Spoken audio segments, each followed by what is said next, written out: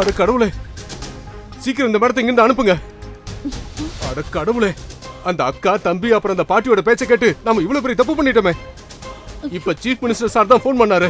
Sharmila madam arrest பண்ணதுக்காக நம்ம எல்லாருமே சஸ்பெண்ட் பண்ணிட்டாங்க. ஷர்மிளா மேடம், எங்களை மன்னிச்சிருங்க மேடம். மேடம், நீங்க சீஃப் மினிஸ்டர் சார் கிட்ட பேசி எங்க வேலையை காப்பாத்துங்க மேடம். இல்லனா எங்க குடும்பம்லாம் நடுத்தருவுக்கு வந்துரும். மேடம், எங்களை மன்னிச்சிருங்க.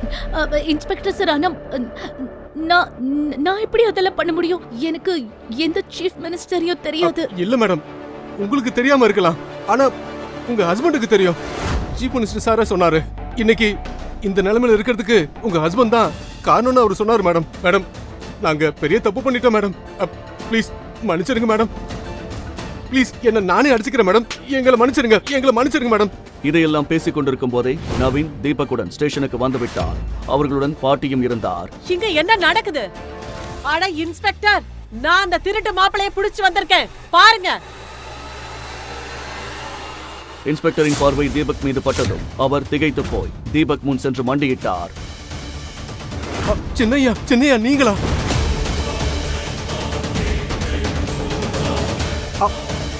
ஐயா, நீங்க எப்படி இங்க? எனக்கு புரியலையே. ஏய் இன்ஸ்பெக்டர், அவனை போய் சின்னையான்னு சொல்லிட்டு இருக்க? நீங்க கொஞ்சம் சும்மா இருமா. நான் சீஃப் மினிஸ்டர் சார் கிட்ட செக்யூரிட்டியா இருந்தப்ப இவர் அங்க பாத்திருக்கேன். இது நவீனோட பிரதர்-இன்-லா தானே? பெரிய பணக்கார குடும்பத்தோட மருமக தான் வைஃபோட பர்த்டே பார்ட்டில வெயிட்டர் மாதிரி சுத்திக்கிட்டு இருக்கா. அடடா, உனக்கு இப்படி ஒரு நிலைமை வந்துருச்சு பாரு. சபாஷ். அவன் வைஃபுக்கு gift கொடுக்க ஓவர் டைம் ஒர்க் பண்ணுவான் போல. வாங்க ப்ரோ. இப்போ நான் காட்டுற உண்மையான வேடிக்கை என்ன? ஷூர். ஹே வெயிட்டர். Yes sir. இங்க வா.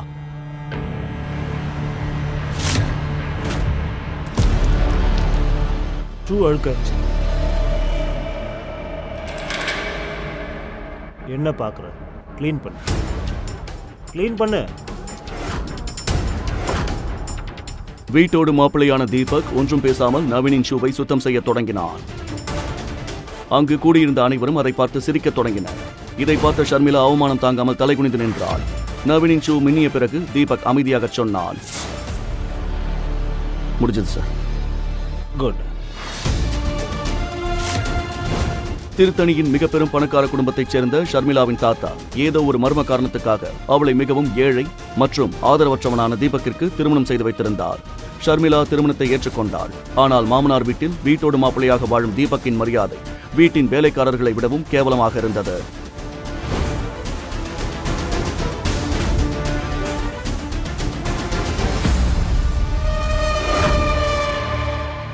உனக்கு என்னதான் ப்ராப்ளம் தீபக்? இன்னும் எவ்வளவுதான் என்ன அவமானப்படுத்துவேன்? ஷர்மிளா, என்னோட பர்த்டே பார்ட்டில இப்படி வெயிட்டர் மாதிரி யாராவது வருவாங்களா? என்னோட பர்த்டே பார்ட்டில என்னையே நீ கோமாளி ஆக்கிட்ட. நான் என்ன பண்றது? எல்லாரையும் கவனிச்சுக்க சொல்லி உங்க அம்மா தான் சொன்னாங்க. யாருக்கு என்ன தகுதி இருக்கும் அததான் அவங்க செய்ய சொல்லுவாங்க. இந்த வீட்டுக்கு நீ வந்ததுல இருந்து நீ மாப்பிள்ள மாதிரி இல்ல, ஒரு வேலைக்கார மாதிரி தான் இருந்திருக்க. இந்த வீட்டோட வேலைக்காரங்க கூட உன்னை விட 10 மடங்கு அதிகமா சம்பாதிக்கிறாங்க. என்னோட தாத்தா உன்கிட்ட என்ன பார்த்தாருன்னே எனக்கு தெரியல. எப்படியோ கட்டாயப்படுத்தி உன்னை எனக்கு கல்யாணம் பண்ணி வச்சுட்டாரு. தேங்க்யூ. ப்ளீஸ் தண்ணி குடி. Please cool down.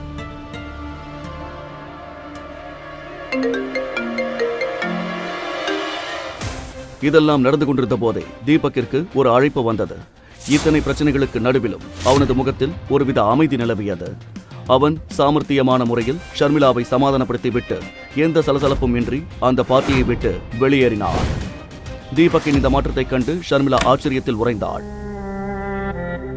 அவன் இரவு திரும்பி வந்ததும் நேராக அவர்கள் வீட்டின் பெட்ரூமுக்கு சென்றான். உனக்கு வெக்கமா இல்ல? நேரா பெட்ரூம்குள்ள வர இடியட். முதல்ல இங்கிருந்து வெளியே போ. நான் உன்னோட ஹஸ்பண்ட் தானே, நான் ஏன் வைக்கப்படணும்? மத்தவங்களுக்கு ட்ரிங்க்ஸ் சர்வ் பண்ணும்போது நீயும் கொஞ்சம் குடிச்சிட்டியா என்ன? இங்க பாரு, உன்ன மாதிரி முட்டாள் எல்லாம் என்னோட ஹஸ்பண்டா இருக்க முடியாது. ஊருக்குள்ள வேணா நீ நானும் புருஷன் பொண்டாட்டியா இருக்கலாம், ஆனா அந்த ரூம்குள்ள இல்ல.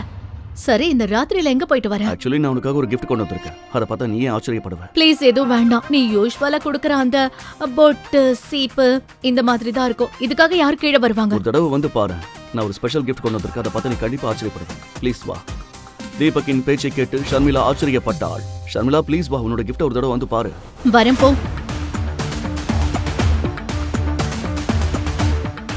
தீபக் ஷர்மிளாவின் கையை பிடித்து அவளுக்காக கொண்டு வந்த கிஃப்ட் இருக்கும் பக்கம் அழைத்துச் சென்றான்.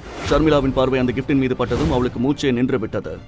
அந்த இரவின் இருளில் மின்னிய ஒரு புதிய விலையுயர்ந்த காரை பார்த்து அவளால் ஒரு நொடி கூட தன் கண்களை இந்த நம்ப கார். முடியவில்லை. இது இம்போர்ட்டட் கார் ஆச்சே. இந்த கார் இந்தியால ஒரு சில பணக்காரங்க கிட்ட மட்டும்தான் இருக்குன்னு கேள்விப்பட்டிருக்கேன். ஆனா இதோட விலை 50 கோடி இருக்கும். நேத்து தான் நான் இத பத்தி நியூஸ்ல பார்த்தேன். தீபக், நீ யாரையாவது ஏமாத்திட்டியா? இல்லனா நம்மளோட கம்பெனில ஏதாவது ஸ்கேம் பண்ணிட்டியா? ஒழுங்கா உண்மை சொல்லு. தீபக் உண்மையிலேயே திருடி விட்டானா அல்லது வேறு எதுவும் உண்மை இருக்கிறதா? தீபக்கை அழைத்தது யார்? தீபக் இப்போது அந்த உண்மையை சொல்ல விரும்பினாலும் அவனால் ஷர்மிளாவிடம் அதை சொல்ல முடியாது. அது ஆக்சுவலி இந்த காரை என் ஃப்ரெண்டு கிட்ட கடன் வாங்கிட்டு வந்தேன். இன்னைக்கு உன் பர்த்டே இல்லையா? உனக்காக இவ்வளவு கூட நான் செய்ய மாட்டேன்னா என்ன? உனக்கு ஓகேனா நம்ம 2 பேரும் ஒரு டிரைவ் போலாமா? Driver, my foot. நீ இவ்ளோ கேவலமா போயிட்டியா தீபக்? நீ முன்னாடி 50 ரூபாய்க்கு கிஃப்ட் வாங்கினாலும் அத உன் சொந்த காசுல நீ வாங்கிட்டு வந்த. ஆனா இப்போ இந்த காஸ்ட்லியான காரை உனக்கு யாரு கொடுத்தாங்க? எங்க இருந்து இந்த காரை கொண்டு வந்து அங்கே கொண்டு போயிடு.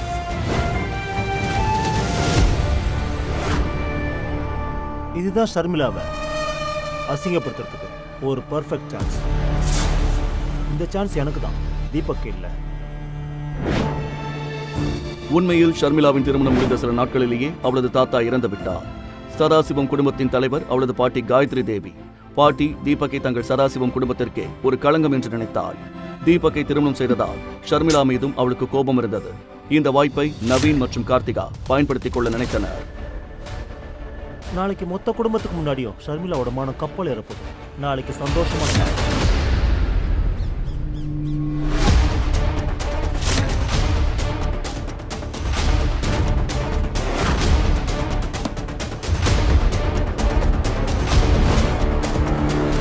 நம்ம வீட்டுக்குள்ள போலீஸா? இங்க ஷர்மிளாங்கிறது யாரு? அவங்கள உடனே கூப்பிடுங்க. இன்ஸ்பெக்டரின் வாயிலிருந்து ஷர்மிளாவின் பெயரை கேட்டதும் காயத்ரி தேவி கோபத்தில் சிவந்தாள். ஷர்மிளா! பாட்டியின் குரலை கேட்டு ஷர்மிளா ஓடி வந்தாள். அங்கு போலீஸை பார்த்து அவள் இதயம் வேகமாக துடிக்க ஆரம்பித்தது. இன்ஸ்பெக்டர் சார், நீங்க இவ்ளோ காலையில இங்க எதுக்காக வந்திருக்கீங்க? மேடம், இந்த வீட்டுக்கு ஒரு திருட்டு இம்போர்ட்டட் கார் வந்திருக்குன்னு கேள்விப்பட்டோம். இதை கேட்டதும் இன்ஸ்பெக்டர் நேற்று இரவு தீபக் கொண்டு வந்த காரை பற்றி தான் பேசுகிறார் என்று ஷர்மிளா புரிந்து கொண்டாள்.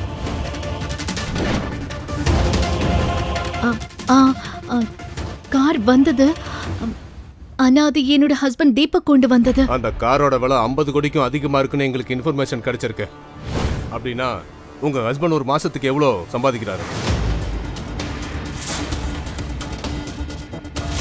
அந்த கேவலமான மொத்த பைசாக்கு பிரயோஜனம் இல்லாத வீட்டோட மாப்பிள திருடவும் ஆரம்பிச்சிட்டானா? நீங்க 2 பேரும் சேர்ந்து சதாசிவம் குடும்பத்தோட மானத்தையே ஒட்டு மொத்தமா வாங்கிட்டீங்க. இன்ஸ்பெக்டர், இவன் புருஷ படிப்பறிவே இல்லாதவன், ஒரு வேலைக்கு கூட போக மாட்டான். நீங்க சொல்றத வச்சு பார்த்தா இந்த வேலை இல்லாத முட்டாள் கிட்ட 50 கோடி ரூபாய் கார் எப்படி வந்தது? அது அவரோட ஃப்ரெண்டு கிட்ட இருந்து வாங்கிட்டு வந்தது. என்ன சொன்ன? கடனாவா? அப்படியே இருந்தாலும் இந்த உதவாக்கரையோட 50 கோடி ரூபாய்க்கு கார் வச்சிருக்கிற அளவுக்கு ஃப்ரெண்ட் யாரு? சரி, அப்படியே இருந்தாலும் இவ்ளோ காஸ்ட்லியான காரை யாராவது ஓசியில கொடுப்பாங்களா? அப்போ இந்த ஒத்த பைசாக்கு பிரயோஜனம் இல்லாதவனுக்கு 50 கோடி ரூபாய் வர்த்துள்ள காரை கடனா கொடுத்தவனோட பேரை சொல்லு. பாட்டியின் இந்த பேச்சை கேட்டு ஷர்மிளாவுக்கு தலை சுற்றியது. தீபக் கண்டிப்பாக ஏதோ குழப்பம் செய்திருக்கிறான் என்று அவள் புரிந்து கொண்டாள். இன்று வரை ஷர்மிளா யாரிடமும் இவ்வளவு அவமானப்பட்டதில்லை. அவன் பேரு, அந்த ஃப்ரெண்டோட பேரு என்னன்னு எனக்கு தெரியாது. அப்ப சரி, உங்க ஹஸ்பண்ட கூப்பிடுங்க. போ, போய் தேடி அவனை கூட்டிட்டு வா.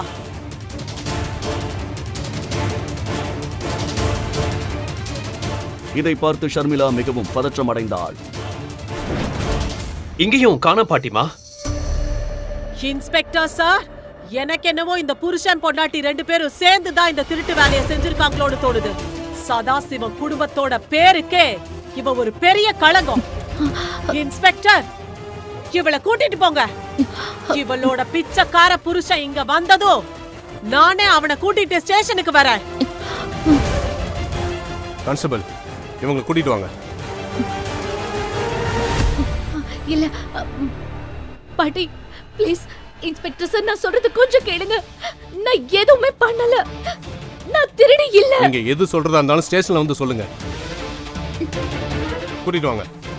ப்ளீஸ் ப்ளீஸ் பாட்டி. ஷர்மிளாவின் இந்த நிலையை பார்த்து நவீனும் கார்த்திகாவும் சிரித்துக் கொண்டிருந்தனர். அவர்களின் முகத்தில் இருந்த சந்தோஷத்தை பார்த்து இதெல்லாம் அவர்கள் செய்த வேலைதான் என்று ஷர்மிளா புரிந்து கொண்டாள். ஆனால் அவர்களை விட தீபக் மீதுதான் அவளுக்கு கோபம் அதிகமாக வந்தது. மேம் தாத்தாவோட கண்டிஷன் என்னவா இருந்தாலும் சரி, இந்த ப்ராப்ளம் எல்லாம் சால்வ் ஆனதுக்கு அப்புறமா நான் தீபக்கு கண்டிப்பா டிவோர்ஸ் பண்ணிடுவேன். அப்போது ஒரு கான்ஸ்டபிள் தன் கம்ப்யூட்டரில் எதையோ பார்த்தார். அதை பார்த்து அவர் முகம் வெளிரி போனது. அவர் உடனடியாக இன்ஸ்பெக்டரிடம் ஓடிச் சென்று அவர் காதில் ஏதோ கிசுகிசுத்தார். இதை கேட்ட இன்ஸ்பெக்டர் வேகமாக கம்ப்யூட்டரை நோக்கி நடந்தார். கம்ப்யூட்டரில் அதை பார்த்ததும் அவருக்கு மயக்கமே வந்துவிட்டது. அட கடவுளே, நாம மாட்டிக்கிட்டோம். இது சேதுபதி அரச குடும்பத்தோட கார். இத மேலதிகாரிகளுக்கு இன்ஃபார்ம் பண்ணு போ. நீ உன்னோட கடவுள்கிட்ட நல்லா வேண்டிக்க. சேதுபதி அரச குடும்பத்திற்கு அனைத்து இடங்களிலும் மிகுந்த மரியாதையும் செல்வாக்கும் இருந்தது. அவர்கள் பெயரை கேட்டதும் ஷர்மிளாவுக்கு வியர்த்து கொட்டியது. சேதுபதி குடும்பம் இது வரைக்கும் எந்த கம்ப்ளைண்ட்டும் கொடுக்கல. சதாசிவம் குடும்பத்துக்கு நேரம் சரியில்லைன்னு நினைக்கிறேன். அதே சமயம் தீபக் வீட்டிற்கு திரும்பிய போது ஷர்மிளா வீட்டில் இல்லாதது அவனுக்கு ஏதோ விசித்திரமாக தோன்றியது. இந்த ஷர்மிளா எங்க போயிட்டா? இன்னைக்கு நான் ஆபீஸ்ல டிராப் பண்ணவும் சொல்லல, போன் பண்ணாலும் எடுக்க மாட்டேங்கிறா. எங்க தான் போயிருப்பா? இந்த குழப்பத்திற்கு இடையில் நவீன் ஒரு வித்தியாசமான ஸ்டைலிலும் வினோதமான சிரிப்புடனும் அங்கு வந்தான். அவனது கண்கள் ஒரு வேட்டைக்காரன் தன் இலக்கை தெரிந்து கொண்டது போல நேராக தீபக் மீது நிலைத்திருந்தது. அட தீபக், என்னாச்சு? ஷர்மிளாவிய தேடிட்டு இருக்க, ஆனா அவளதான் போலீஸ் பிடிச்சிட்டு போயிட்டாங்களே. போலீஸா? என்ன காரணத்துக்காக? உன்னை கல்யாணம் பண்ணதுக்காக. பாவம் ஷர்மிளா. உண்மையை சொல்லி என்ன காரணத்துக்காக அவளை அரெஸ்ட் பண்ணாங்க? நேற்று நைட் கொண்டு வந்த கார் இருக்குல்ல, அதை திருடின குற்றத்துக்காக. நேற்று நைட் நான் பார்த்தேன், உன்ன மாதிரி ஒரு பிச்சைக்காரங்கிட்ட இவ்வளோ காஸ்ட்லியான கார் எப்படி வந்தது? அதனால தான் நான் உடனே போலீஸ்க்கு இன்ஃபார்ம் பண்ணிட்டேன். அவங்களும் காலையில் சீக்கிரமாக வந்து ஷர்மிளாவை அரெஸ்ட் பண்ணிட்டாங்க.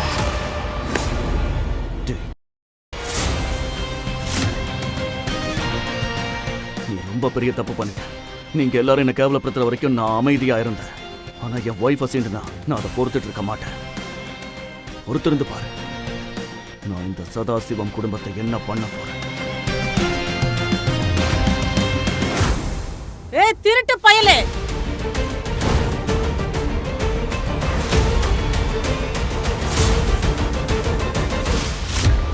நவீன், நீ ஏன் அவன் பேசுறத கேட்டுட்டு இருக்க? இவனை பிடிச்ச ஸ்டேஷனுக்கு கூட்டிட்டு போ. இவன் நம்ம குடும்பத்தையே ரொம்ப கேவலப்படுத்திட்டு இருக்கான். ஆமா, வாங்க எல்லாரும் வாங்க. ஷர்மிளாவுக்கு இந்த மாதிரி கஷ்டத்தை கொடுத்து எவ்வளவு பெரிய தப்பு பண்ணிருக்கீங்கன்னு உங்க எல்லாருக்கும் கூட தெரியணும்ல.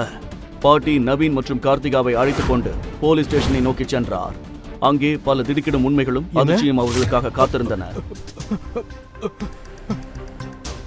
அட கடவுளே, சீக்கிரம் இந்த மேடத்தை இங்கிருந்து அனுப்புங்க. அட கடவுளே, அந்த அக்கா தம்பி அப்புறம் அந்த பாட்டியோட பேச்சை கேட்டு நாம இவ்வளவு பெரிய தப்பு பண்ணிட்டோமே.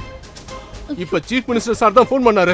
ஷர்மிளா மேடம் அரெஸ்ட் பண்ணதுக்காக நம்ம எல்லாருமே சஸ்பெண்ட் பண்ணிட்டாங்க. ஷர்மிளா மேடம், எங்களை மன்னிச்சிருங்க மேடம். மேடம், நீங்க சீஃப் மினிஸ்டர் சார் கிட்ட பேசி எங்க வேலையை காப்பாத்துங்க மேடம். இல்லனா எங்க குடும்பம்லாம் நடுத்தருவுக்கு வந்துரும். மேடம், எங்களை மன்னிச்சிருங்க. இன்ஸ்பெக்டர் சார், ஆனா நான் எப்படி அதெல்லாம் பண்ண முடியும்? எனக்கு எந்த சீஃப் மினிஸ்டரையும் தெரியாது. இல்ல மேடம், உங்களுக்கு தெரியாம இருக்கலாம், ஆனா உங்க ஹஸ்பண்டுக்கு தெரியும்.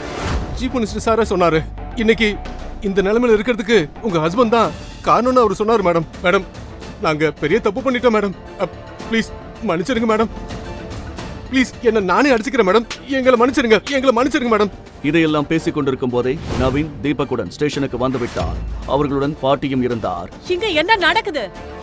அட இன்ஸ்பெக்டர், நான் அந்த திருட்டு மாப்பிளைய புடிச்சு வந்திருக்கேன், பாருங்க. இன்ஸ்பெக்டரின் பார்வை தீபக் மீது பட்டதும் அவர் திகைத்து போய் தீபக் முன் சென்று மண்டியிட்டார். சின்னையா நீங்களா?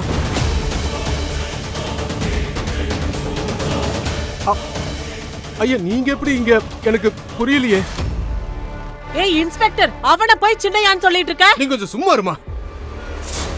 நான் சீஃப் மினிஸ்டர் சார் கிட்ட செக்யூரிட்டியா இருந்தப்ப இவர் அங்க பாத்திருக்கேன்.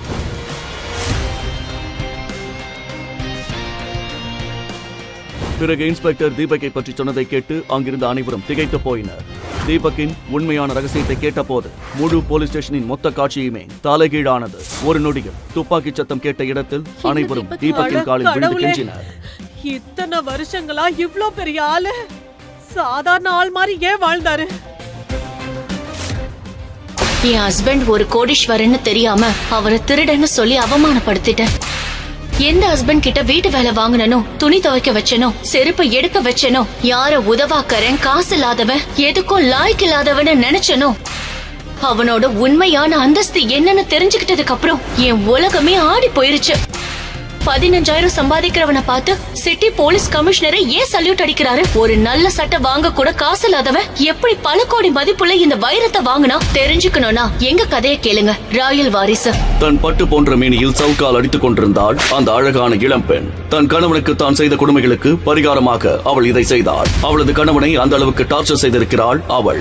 வீட்டை துடைக்க வைப்பது, துணி துவைக்க வைப்பது, செருப்பை துடைத்து எடுத்து வர சொல்வது என்று கட்டிய கணவனை வேலைக்காரனாக விட கேவலமாக நடத்தினாள் அவள்.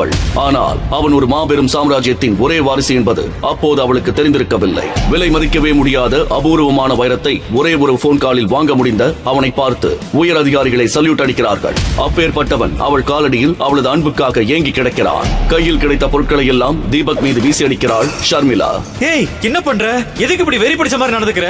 ஆமா, எனக்கு வெறிதா பிடிச்சிருக்கு. இங்க பாரு, என் பாட்டி பர்த்டே பார்ட்டிக்கு 5 லட்சம் ரூபாய்க்கு கிஃப்ட் வாங்கிட்டு வரலன்னு வை, உன்னை இந்த கத்தியாலேயே குத்தி துண்டு துண்டா வெட்டி நாய்க்கு போட்டுருவேன் என்று அவனை எச்சரித்தவள் தன் கையில் இருந்த கத்தியை அவன் மீது குறிப்பார்த்து வீசுகிறாள். நல்ல வேளையாக கத்தி தீபக் மீது படவில்லை. நீ கவலைப்படாத ஷர்மி, நான் என் தலையை அடமான வச்சாவது நீ கேட்ட மாதிரி காஸ்ட்லியான கிஃப்ட வாங்கிட்டு வரேன். I promise. Exactly. But miss ஆயிடுச்சுன்னு வை, இத அப்படியே உள்ள இறக்கிடுவேன். புரிஞ்சுதா? மிஸ் ஆகாதுமா. பெட்டர். கத்தியை அவன் கையில் திணித்துவிட்டு ஸ்டைலாக நடந்து போகிறாள் ஷர்மிளா. பிரபல தொழிலதிபரும் ஷர்மிளாவின் பாட்டியுமான காயத்ரி தேவியின் பிறந்தநாள் விழாவுக்கு பிரபல தொழிலதிபர்களும் தமிழகத்தின் பெரிய பெரிய விவிஐபிகளும் வருவார்கள். அவர்கள் முன்னால் தானும் காஸ்ட்லியான கிஃப்ட் கொடுத்து தன் பாட்டியை அசத்த வேண்டும் என்றுதான் அப்படி சொன்னாள் ஷர்மிளா. ஆனால் அவனது சொந்த திருமணத்திற்கே காரில் வர பணம் இல்லாமல் சைக்கிளில் வந்தவன் தான் தீபக். அன்று ஷர்மிளா தீபக் கல்யாணத்திற்கு வந்திருந்தவர்கள் இப்போதும் அதை சொல்லி கேலி செய்து கொண்டிருக்கிறார்கள். ஷர்மிளாவின் தாத்தா மட்டும் கட்டாயப்படுத்தவில்லை என்றால் இப்படி ஒருத்தனை ஷர்மிளா நிச்சயமாக திருமணம் செய்து கொண்டிருக்க மாட்டாள். அவனால் ஷர்மிளா சொன்னது போல 5 லட்சம் ரூபாய்க்கு கிஃப்ட் வாங்க முடியுமா? ஷர்மிளா கேட்ட 5 லட்சம் ரூபாய் கிஃப்டை பற்றி யோசித்தபடி சைக்கிளில் போய் கொண்டிருந்த தீபக்கை அங்கே வந்த போலீஸ் ஜீப் மடக்கி நிறுத்துகிறது. ஜீப்பில் இருந்து இறங்கிய போலீஸ் இன்ஸ்பெக்டர் தீபக்கை அரசு செய்யும்படி சொல்லுகிறார். கான்ஸ்டபிள், இந்த திருடன் அரஸ்ட் பண்ணுங்க. திருடனா? யார் திருடன்? நான் எதையும் திருடல, எனக்கு எதுவும் தெரியாது. அப்படியே தீபக்கின் வயிற்றில் ஓங்கி குத்துகிறார் இன்ஸ்பெக்டர். வலியில் துடிக்கிறான் தீபக். அப்போது போலீஸ் ஜீப்பில் இருந்து இறங்கி வருகிறான் ஜுவல்லரி ஷாப் செக்யூரிட்டி. சார், இவன் தான் சார் நான் சொன்ன திருடன். இவன் கண்டிப்பா திருடன் தான் சார். அன்று காலையில் காயத்ரி தேவிக்கு என்ன கிஃப்ட் வாங்கலாம் என்ற யோசனையுடன் அந்த நகை கடைக்கு போயிருந்தான் தீபக். கடையில் விலையுயர்ந்த தங்க மற்றும் வைர நகைகளை டிஸ்பிளேவில் வைத்திருந்தார்கள். அவைகளை பார்வையிட்டபடி நின்று கொண்டிருந்த தீபக்கை பின்னால் இருந்து எட்டி உதைத்தான் அந்த நகை கடை செக்யூரிட்டி. கீழே விழுந்த தீபக் அதிர்ச்சியுடன் நிமிர்ந்து பார்க்கிறான். ஏண்டா திருட்டு பையல, பட்ட பகல்லே திருடலான்னு பாத்தியா? இங்க இருக்கிறவங்க எல்லாம் என்ன ஏமாளின்னு நினைச்சியா? இங்க பாருங்க, நான் ஒன்னும் திருட வரல, வாங்குறதுக்காக தான் வந்திருக்கேன். நீ நகை வாங்க வந்தியா? மரியாதையா வெளியே போயிடு. இன்ஸ்பெக்டர் சொன்னா கேளுங்க, நான் திருடன் இல்ல. அப்படியா? உன்னை ஸ்டேஷனுக்கு கொண்டு போய் விசாரிக்கிறபடி விசாரிச்சா எல்லா உண்மையும் வெளியே வந்துடும். கான்ஸ்டபிள், இவனை எழுதிட்டு வாங்க. இன்ஸ்பெக்டர், நீங்க அந்த செக்யூரிட்டி பேச்ச கேட்டு தப்பான ஆளை கூட்டிட்டு போயிட்டு இருக்கீங்க. நான் திருடன் இல்ல. தப்பு பண்ணாத என்ன எதுக்காக ஸ்டேஷனுக்கு கூட்டிட்டு போறீங்க? என்ன போக விடுங்க. தீபக் எவ்வளவு சொல்லியும் இன்ஸ்பெக்டர் காதில் வாங்கவில்லை. தீபக்கை போலீஸ் ஸ்டேஷனுக்கு இழுத்து வருகிறார்கள். ஏன் இப்படி பண்றீங்க? என்ன பார்த்தா உங்களுக்கு திருட மாதிரி தெரியுதா? இன்ஸ்பெக்டர் சார், நான் சொல்றத கொஞ்சம் கேளுங்க. அடி வாங்கி சாக வேண்டானா ஒழுங்கா உள்ள போய் உட்காரு. நான் உன்னை அப்புறம் வந்து விசாரிக்கிறேன். சார், நான் எந்த தப்பு செய்யல. நான் பிசினஸ்மேன் சதாசிவத்தோட ஃபேமிலியை சேர்ந்தவன், அவரோட பேத்தி ஷர்மிளாவோட ஹஸ்பண்ட் என்று தீபக் சொல்ல இன்ஸ்பெக்டர் சத்தமாக சிரித்தார். அப்படியா? நீ ஷர்மிளா மேடத்தோட புருஷனா? என்னடா கதை விடுறியா? உன்னை பார்த்தா பிச்சைக்கார மாதிரி இருக்க. உன்னை கல்யாணம் பண்ணிக்கிற அளவுக்கு அவங்க நிலைமை கேவலமா போயிடுச்சா என்று கிண்டல் துணியில் கேட்ட இன்ஸ்பெக்டர் அவனை லாக்அப்பில் போட சொல்கிறார். என்ன பண்றீங்க நீங்க? நான் சொல்றது புரியலையா? நீங்க என் வைஃப் ஷர்மிளாக்கு கால் பண்ணி கேளுங்க. நான் சொல்றது உண்மையா இல்லையான்னு அப்ப தெரியும். தீபக்கை லாக்அப்பில் அடைக்கிறார்கள். இன்ஸ்பெக்டர் ஷர்மிளாவுக்கு கால் செய்கிறார். மேடம், நான் போலீஸ் இன்ஸ்பெக்டர் பேசுறேன். நகைக்கடையில திருட ட்ரை பண்ண ஒரு சஸ்பெக்ட அரெஸ்ட் பண்ணிருக்கோம். அவன் என்னடானா உங்க ஹஸ்பண்ட்னு சொல்றான். நீங்க கொஞ்சம் போலீஸ் ஸ்டேஷன் வரைக்கும் வர முடியுமா? இன்ஸ்பெக்டர் சொன்னதை கேட்ட ஷர்மிளாவுக்கு அதிர்ச்சியாக இருந்தது. 5 லட்சம் ரூபாய்க்கு கிஃப்ட் வாங்கி வர சொன்னதுக்காக தீபக் திருட்டு வரை போவான் என்று அவள் எதிர்பார்க்கவில்லை.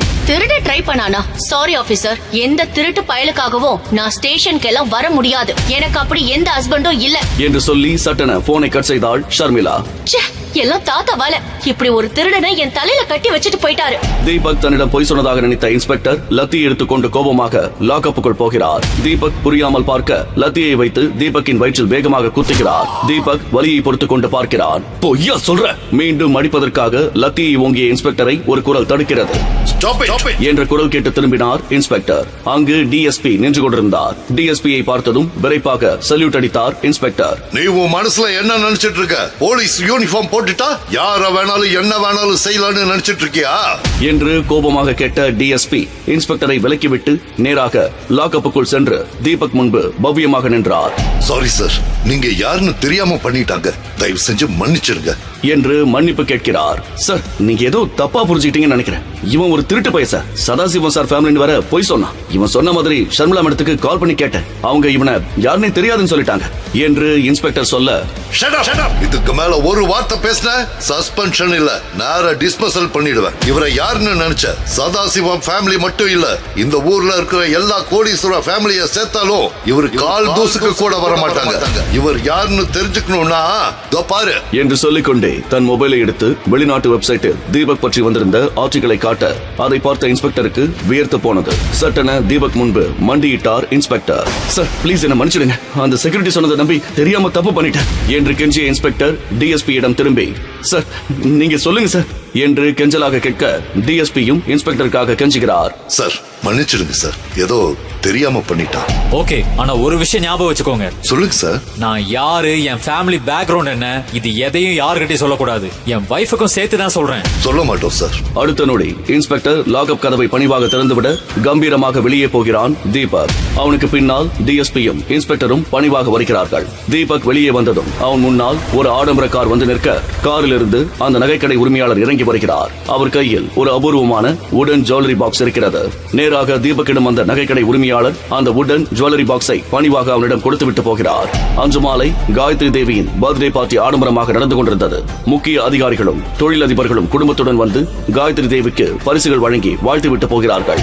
அப்போது அங்கே வருகிறான் தீபக். அவன் கையில் அந்த வுடன் ஜுவல்லரி பாக்ஸ் இருந்தது. அவனை பார்த்த ஷர்மிளா அதிர்ச்சி அடைந்தாள். இவன் எதுக்கு இங்க வந்திருக்கான் என்று நினைத்தவள் அவனிடம் வருகிறாள். ஸ்டேஷன்ல இருந்து தப்பிச்சு நேரா இங்க வந்துட்டியா? நீ நினைக்கிற மாதிரி எல்லாம் எதுவும் இல்ல ஷர்மி. அது ஒரு மிஸ் அண்டர்ஸ்டாண்டிங். உண்மை தெரிஞ்சதும் அவங்களே என்ன போக சொல்லிட்டாங்க. ஆனா நீ என்ன திருடன்னு நினைச்சிட்டே இல்ல? சரி சரி, டிராமா பண்ணாத என்றவள் அவன் கையில் இருந்த கிஃப்டை பார்த்ததும் மீண்டும் எரிச்சல் அடைந்தாள். உன்கிட்ட இந்த மாதிரி சீப்பான கிஃப்ட் வாங்கிட்டு வராதன்னு சொன்னா இல்லையா? பேக்கிங் கேவலமா இருக்கு. பேக்கிங்ல என்ன இருக்கு ஷர்மி? உள்ள இருக்கிறது தானே முக்கியம். உள்ள ஒரு சூப்பர் கிஃப்ட் வச்சிருக்கேன். உன் பாட்டிக்கு நிச்சயமா பிடிக்கும். உனக்கு அவங்கள பத்தி தெரியாது. இத கொண்டு போய் யாருக்கும் தெரியாம கிஃப்டோட கிஃப்டா மறைச்சு வச்சிடு. நாம கிஃப்ட் எதுவும் கொண்டு வரலன்னு பாட்டி நினைக்கட்டும் என்று வெறுப்பாக சொன்னவள். ஒரு கோடீஸ்வர ஃபேமிலில நடக்கிற பார்ட்டிக்கு என்ன மாதிரி கிஃப்ட் கொண்டு வரணும்னு கூட உனக்கு தெரியல என்று சொல்ல அவளை பார்த்து அப்பாவியாக புன்னகைக்கிறான் தீபக். ஷாலாய் என்று கேட்க கொண்டு போய் வை போ என்று விரட்டுகிறாள். காயத்ரி தேவிக்கு ஒரு பெண் கிஃப்ட் கொடுக்கிறாள். Thank you dear. தீபக் யாரும் பார்க்காத போது தான் கொண்டு வந்த கிஃப்டை வைத்துவிட்டு போகிறான். அப்போது கருப்பு கலரில் லக்ஸூரியஸ் உடை அணிந்த ஒரு கவர்ச்சி புயல் கால் முளைத்து நடந்து வருவது போல ஸ்டைலாக நடந்து வருகிறாள். ஷர்மிளாவின் கசின் சிஸ்டர் கார்த்திகா. மொத்த விருந்தினர்களும் அவர்களை பிரமித்து போய் பார்க்கிறார்கள். பாட்டியிடம் வந்த கார்த்திகா அட்ராக்டிவான ஒரு நகைப்பெட்டியை பாட்டியிடம் நீட்டுகிறாள். ஓபன் பண்ணி பாருங்க, உங்களுக்கு பிடிக்கும்னு நினைக்கிறேன். நீ எது கொடுத்தாலும் எனக்கு பிடிக்கும். கார்த்திகா கிஃப்டை பிரிக்க சொல்ல காயத்ரி தேவி கிஃப்ட் பார்சலை பிரிக்கிறார். வந்திருந்த மொத்த கெஸ்டும் கார்த்திகா கொடுத்த கிஃப்ட் என்னவாக இருக்கும் என்று ஆர்வமாக பார்க்கிறார்கள். அதை வாங்கி திறந்து பார்த்த காயத்ரி தேவி ஆச்சரியத்தில் வாயை பிளக்கிறாள். அதில் விலையுயர்ந்த வைரங்களை வரிசையாக கோர்த்த ஒரு டைமண்ட் பெண்டன்ட் இருந்தது. டைமண்ட் பெண்டன்ட், இது எனக்கு ரொம்ப பிடிச்சிருக்கு. நீ இவ்ளோ காஸ்ட்லியான கிஃப்ட் கொடுப்பேன்னு நான் நினைச்சு கூட பார்க்கல. It's very nice. இன்னைக்கு வந்த கிஃப்ட்லயே இதுதான் பெஸ்ட் என்று சொன்னபடி பாட்டி ஷர்மிளாவை கேவலமாக பார்க்கிறார். ஷர்மிளாவுக்கு ரொம்பவும் அவமானமாக இருந்தது. கார்த்திகா கொடுத்தது போல பாட்டிக்கு காஸ்ட்லியான கிஃப்ட் கொடுக்க முடியவில்லையே என்று மிகவும் வருத்தப்பட்டாள் அவள். அப்போது சிரித்துக்கொண்டே அங்கே வருகிறான் தீபக். டைமண்ட் பெண்டன்ட் ஒரிஜினல் தானா? 100%. ஏன் உனக்கு சந்தேகமா இருக்கா? சந்தேகம்லாம் இல்ல, இது எல்லாமே ஃபேக். இது மொத்தமா 1 லட்சம் கூட தேராது. உனக்கு டைமண்ட் பத்தி என்ன தெரியும் தீபக்? சாம்பார்ல என்ன காய் போடுறதுன்னு வேணும்னா தெரிஞ்சிருக்கும். ஆனா இது வேற ஏரியா. காயத்ரி தேவியால் அதற்கு மேல் பொறுமையாக இருக்க முடியவில்லை. பார்ட்டியில பிரச்சனை பண்றதுக்குனே வந்தியா?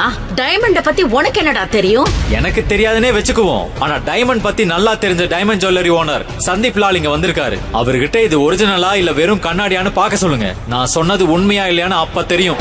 சந்தீப் லால் என்று சத்தமாக அழைக்கிறார் காயத்ரி தேவி. சந்தீப் லால் அங்கே வர அவரிடம் கார்த்திகா கொடுத்த டைமண்ட் பெண்டன்ட்டை கொடுக்கிறார் அவர். கார்த்திகா டென்ஷனுடன் பார்க்கிறாள். தீபக் புன்னகையுடன் கவனித்துக் கொண்டிருக்க அந்த டைமண்ட் பெண்டன்ட்டை கவனமாக பரிசோதிக்கிறார் சந்தீப் லால். இந்த பெண்டன்ட்ல இருக்கிற டைமண்ட் எதுவும் ஒரிஜினல் மாதிரி தெரியல மேம் சாப். சந்தீப் லால் சொன்னதை கேட்டு அங்கே இருந்த அனைவரும் அதிர்ச்சியுடன் பார்க்க கார்த்திகா அவமானத்துடன் தலைகுனிந்து நிற்கிறாள். உண்மையான அன்பை காட்டுறதுக்கும் யார் நம்ம மேல உண்மையான அன்பை வச்சிருக்காங்கன்னு புரிஞ்சுக்கிறதுக்கும் பணமோ இல்ல காஸ்ட்லியான நகையோ தேவையில்லை. சுயநலம் இல்லாத அன்பு மட்டும் இருந்தாலே போதும் என்று சொல்கிறான் தீபக். நீங்க சொன்னீங்கன்னா இதை கடைக்கு அனுப்பி பக்காவை செக் பண்ண சொல்றேன். தேவையில்ல சந்தீப் ஜி, நான் இங்கேயே செக் பண்ணி சொல்றேன் என்று சொன்ன தீபக் அந்த பெண்டன்ட்டை வாங்கி பார்க்கிறான். எல்லோரும் ஒரு விதமான ஆர்வத்துடன் பார்க்க கார்த்திகா பதட்டமாக இருக்கிறாள். யாரும் எதிர்பார்க்காதபடி சட்டென்று அந்த பெண்டன்ட்டை தரையில் போட்ட தீபக் அதை தன் ஷூ காலால் மிதித்து தேய்க்கிறான். அனைவரும் அதிர்ச்சியில் திகைத்து நிற்க அந்த டைமண்ட் பெண்டன்ட் தீபக்கின் காலடியில் நொறுங்கி பொடி பொடியாகிறது. உங்க பெண்டன்ட் டைமண்ட் இல்ல, வெறும் கண்ணாடி. அதான் நொறுங்கிடுச்சு. அவமானத்தில் பேச முடியாமல் கார்த்திகா நிற்க ஆத்திரத்துடன் தீபக்கின் கணத்தில் ஓங்கி அறைகிறார் காயத்ரி தேவி. அந்த ஃபங்க்ஷனுக்கு வந்திருந்தவர்கள் அதிர்ச்சியுடன் பார்க்கிறார்கள். உனக்கு எவ்வளவு நெஞ்செழுத்தா இருந்தா என் பேத்தியை எல்லார் முன்னாடியே இப்படி அவமானப்படுத்துவேன்? எவ்வளவு பேசுறியே? நீ என்னடா கிஃப்ட் வாங்கிட்டு வந்திருக்க? எடு உன் கிஃப்ட் எடு. உன் கேவலமான கிஃப்ட் என்னன்னு இங்க வந்திருக்கிற எல்லாரும் பார்க்கட்டும். தான் கொண்டு வந்த கிஃப்ட் பேக்கை எடுத்து காயத்ரி தேவியின் கையில் வைத்த தீபக் எல்லோரும் கேட்க சவால் விடுவது போல சொல்கிறான். எல்லாரும் நல்லா கேளுங்க. நீங்க எல்லாரும் மனுஷனை விட பணத்துக்கு தான் மதிப்பு கொடுப்பீங்கன்னு எனக்கு தெரியும். நீங்க யாரும் மனுஷனை மதிக்க மாட்டீங்க. ஒருத்தங்கிட்ட பணம் இருந்தா மட்டும் போதும், வேற எந்த குவாலிட்டி தேவையில்லை. அவனுக்கு கும்பிடு போட்டு கடவுளா கும்பிட ஆரம்பிச்சிருவீங்க. உங்க காயத்ரி தேவி அம்மையார் அந்த விஷயத்துல இன்னும் கொஞ்சம் மேல. அது தெரிஞ்சுதான் இன்னைக்கு இங்க வந்திருக்கிற எல்லாரும் என்ன கிஃப்ட் கொடுத்திருக்கீங்களோ அதெல்லாம் மொத்தமா சேர்த்தாலும் ஈடு வைக்க முடியாத அளவுக்கு ரொம்ப ரொம்ப காஸ்ட்லியான கிஃப்ட் கொடுத்திருக்கேன். அதை பிரிச்சு பார்த்தா நீங்க எல்லாம் கேவலமா நினைக்கிற இந்த தீபக் யாருன்னு தெரியும் என்றவன் ஆவேசத்துடன் அங்கிருந்து போகிறான். எல்லோரும் வாய் பேச முடியாமல் அதிர்ச்சியுடன் நிற்கிறார்கள். ஷர்மிளாவுக்கு தீபக்கின் இந்த ஆவேச முகம் புதிதாக இருந்தது. தீபக் என்று அழைத்தபடி அவன் பின்னால் போகிறாள். காயத்ரி தேவிக்கு அவன் இப்படி பேசுவான் என்று எதிர்பார்க்கவில்லை. தீபக் அப்படி என்ன பெரிய கிஃப்ட் கொடுத்திருக்க போகிறான் என்று நினைத்தவளாக அந்த கிஃப்டை பிரிக்கிறார் காயத்ரி தேவி. உள்ளே இருந்த பொருளை பார்த்த அவள் கண்கள் ஆச்சரியத்தில் விரிந்தன. அது அரச குடும்பத்தை சேர்ந்தவர்கள் பயன்படுத்திய பழங்காலத்தை சேர்ந்த ஆன்டிக் வுடன் பாக்ஸ். அதிர்ச்சியான காயத்ரி தேவி அந்த பாக்ஸை பிரிக்க அடுத்த நொடி கண்ணை கூச செய்யும் பிரகாசமான ஒளியுடன் விலை மதிக்கவே முடியாத அபூர்வ வைரம் அதிலிருந்து வந்து கொண்டிருந்த ஜாஜ்வல்யமான ஒளி அங்கே இருந்தவர்களை பிரமிக்க வைக்கிறது. இது சாதாரணமானது இல்ல. விலைக்கு வாங்க முடியாத, விலையே நிர்ணயிக்க முடியாத அபூர்வமான பொருள். அப்படின்னா தீபக் நாம் எல்லாரும் நினைக்கிற மாதிரி சாதாரணமான ஆள் இல்ல என்று புலம்பியவள். தீபக் போகாத நில்லு. நான் பண்ணது தப்புதான். நீ யாருன்னு தெரிஞ்சுக்காம நான் உன்னை அவமானப்படுத்திட்டேன் தீபக். என்ன மன்னிச்சிடு. போகாத தீபக் என்று தவிப்புடன் கதறுகிறாள். யார் இந்த தீபக்? எந்த வேலைக்கும் போகாமல் வீட்டோடு மாப்பிள்ளையாக இருந்தவனுக்கு அந்த விலை மதிக்க முடியாத அபூர்வ வைரம் எப்படி கிடைத்தது? டிஎஸ்பி இன்ஸ்பெக்டரிடம் காட்டிய வெப்சைட்டில் தீபக் பற்றி வந்திருந்த ஆர்டிகளில் என்ன இருந்தது? மிகப்பெரிய போலீஸ் அதிகாரியே சாதாரணமான ஒருவனின் காலில் விழுந்து மன்னிப்பு கேட்ட ரகசியம் என்ன? தீபக் பற்றிய ரகசியத்தை தெரிந்து கொண்ட காயத்ரி தேவி அடுத்து எடுத்த அதிர்ச்சியான முடிவு என்ன? வெற்றிவேல், வீரவேல் என்று ஓங்கி ஒலித்தது வீர முழக்கம். போர்க்களத்தில் மன்னர் நெடுமாறன் சேதுபதி தன் வாளை கை உயர்த்தி காட்ட சிதறி ஓடியது ஆங்கில படை. சிவகங்கை சீமையின் 8 திக்கும் வெற்றி கொண்டாட்டத்தில் ஆர்ப்பரித்தது. மறுநாள் காளையார் கோவிலில் கொற்றவைக்கு பலி கொடுத்து பூஜை செய்ய சங்கேதம் வந்து ஆவேசமாய் ஆடினார் பூசாரி. அரசரை அழைத்து நிறுத்தியவர், இது தற்காலிக வெற்றிதான் நெடுமாறா. வெள்ள திமிங்கலங்க இன்னும் கூட்டம் கூட்டமா கப்பல் ஏறி வந்து இந்த அகண்ட தேசத்தையே அடிமையாக்க போவது உறுதி. இந்த சீமைக்கு இனி இருண்ட காலம்தான் என்று வாக்கு சொல்ல கைகூப்பி வணங்கி நின்றார் சேதுபதி.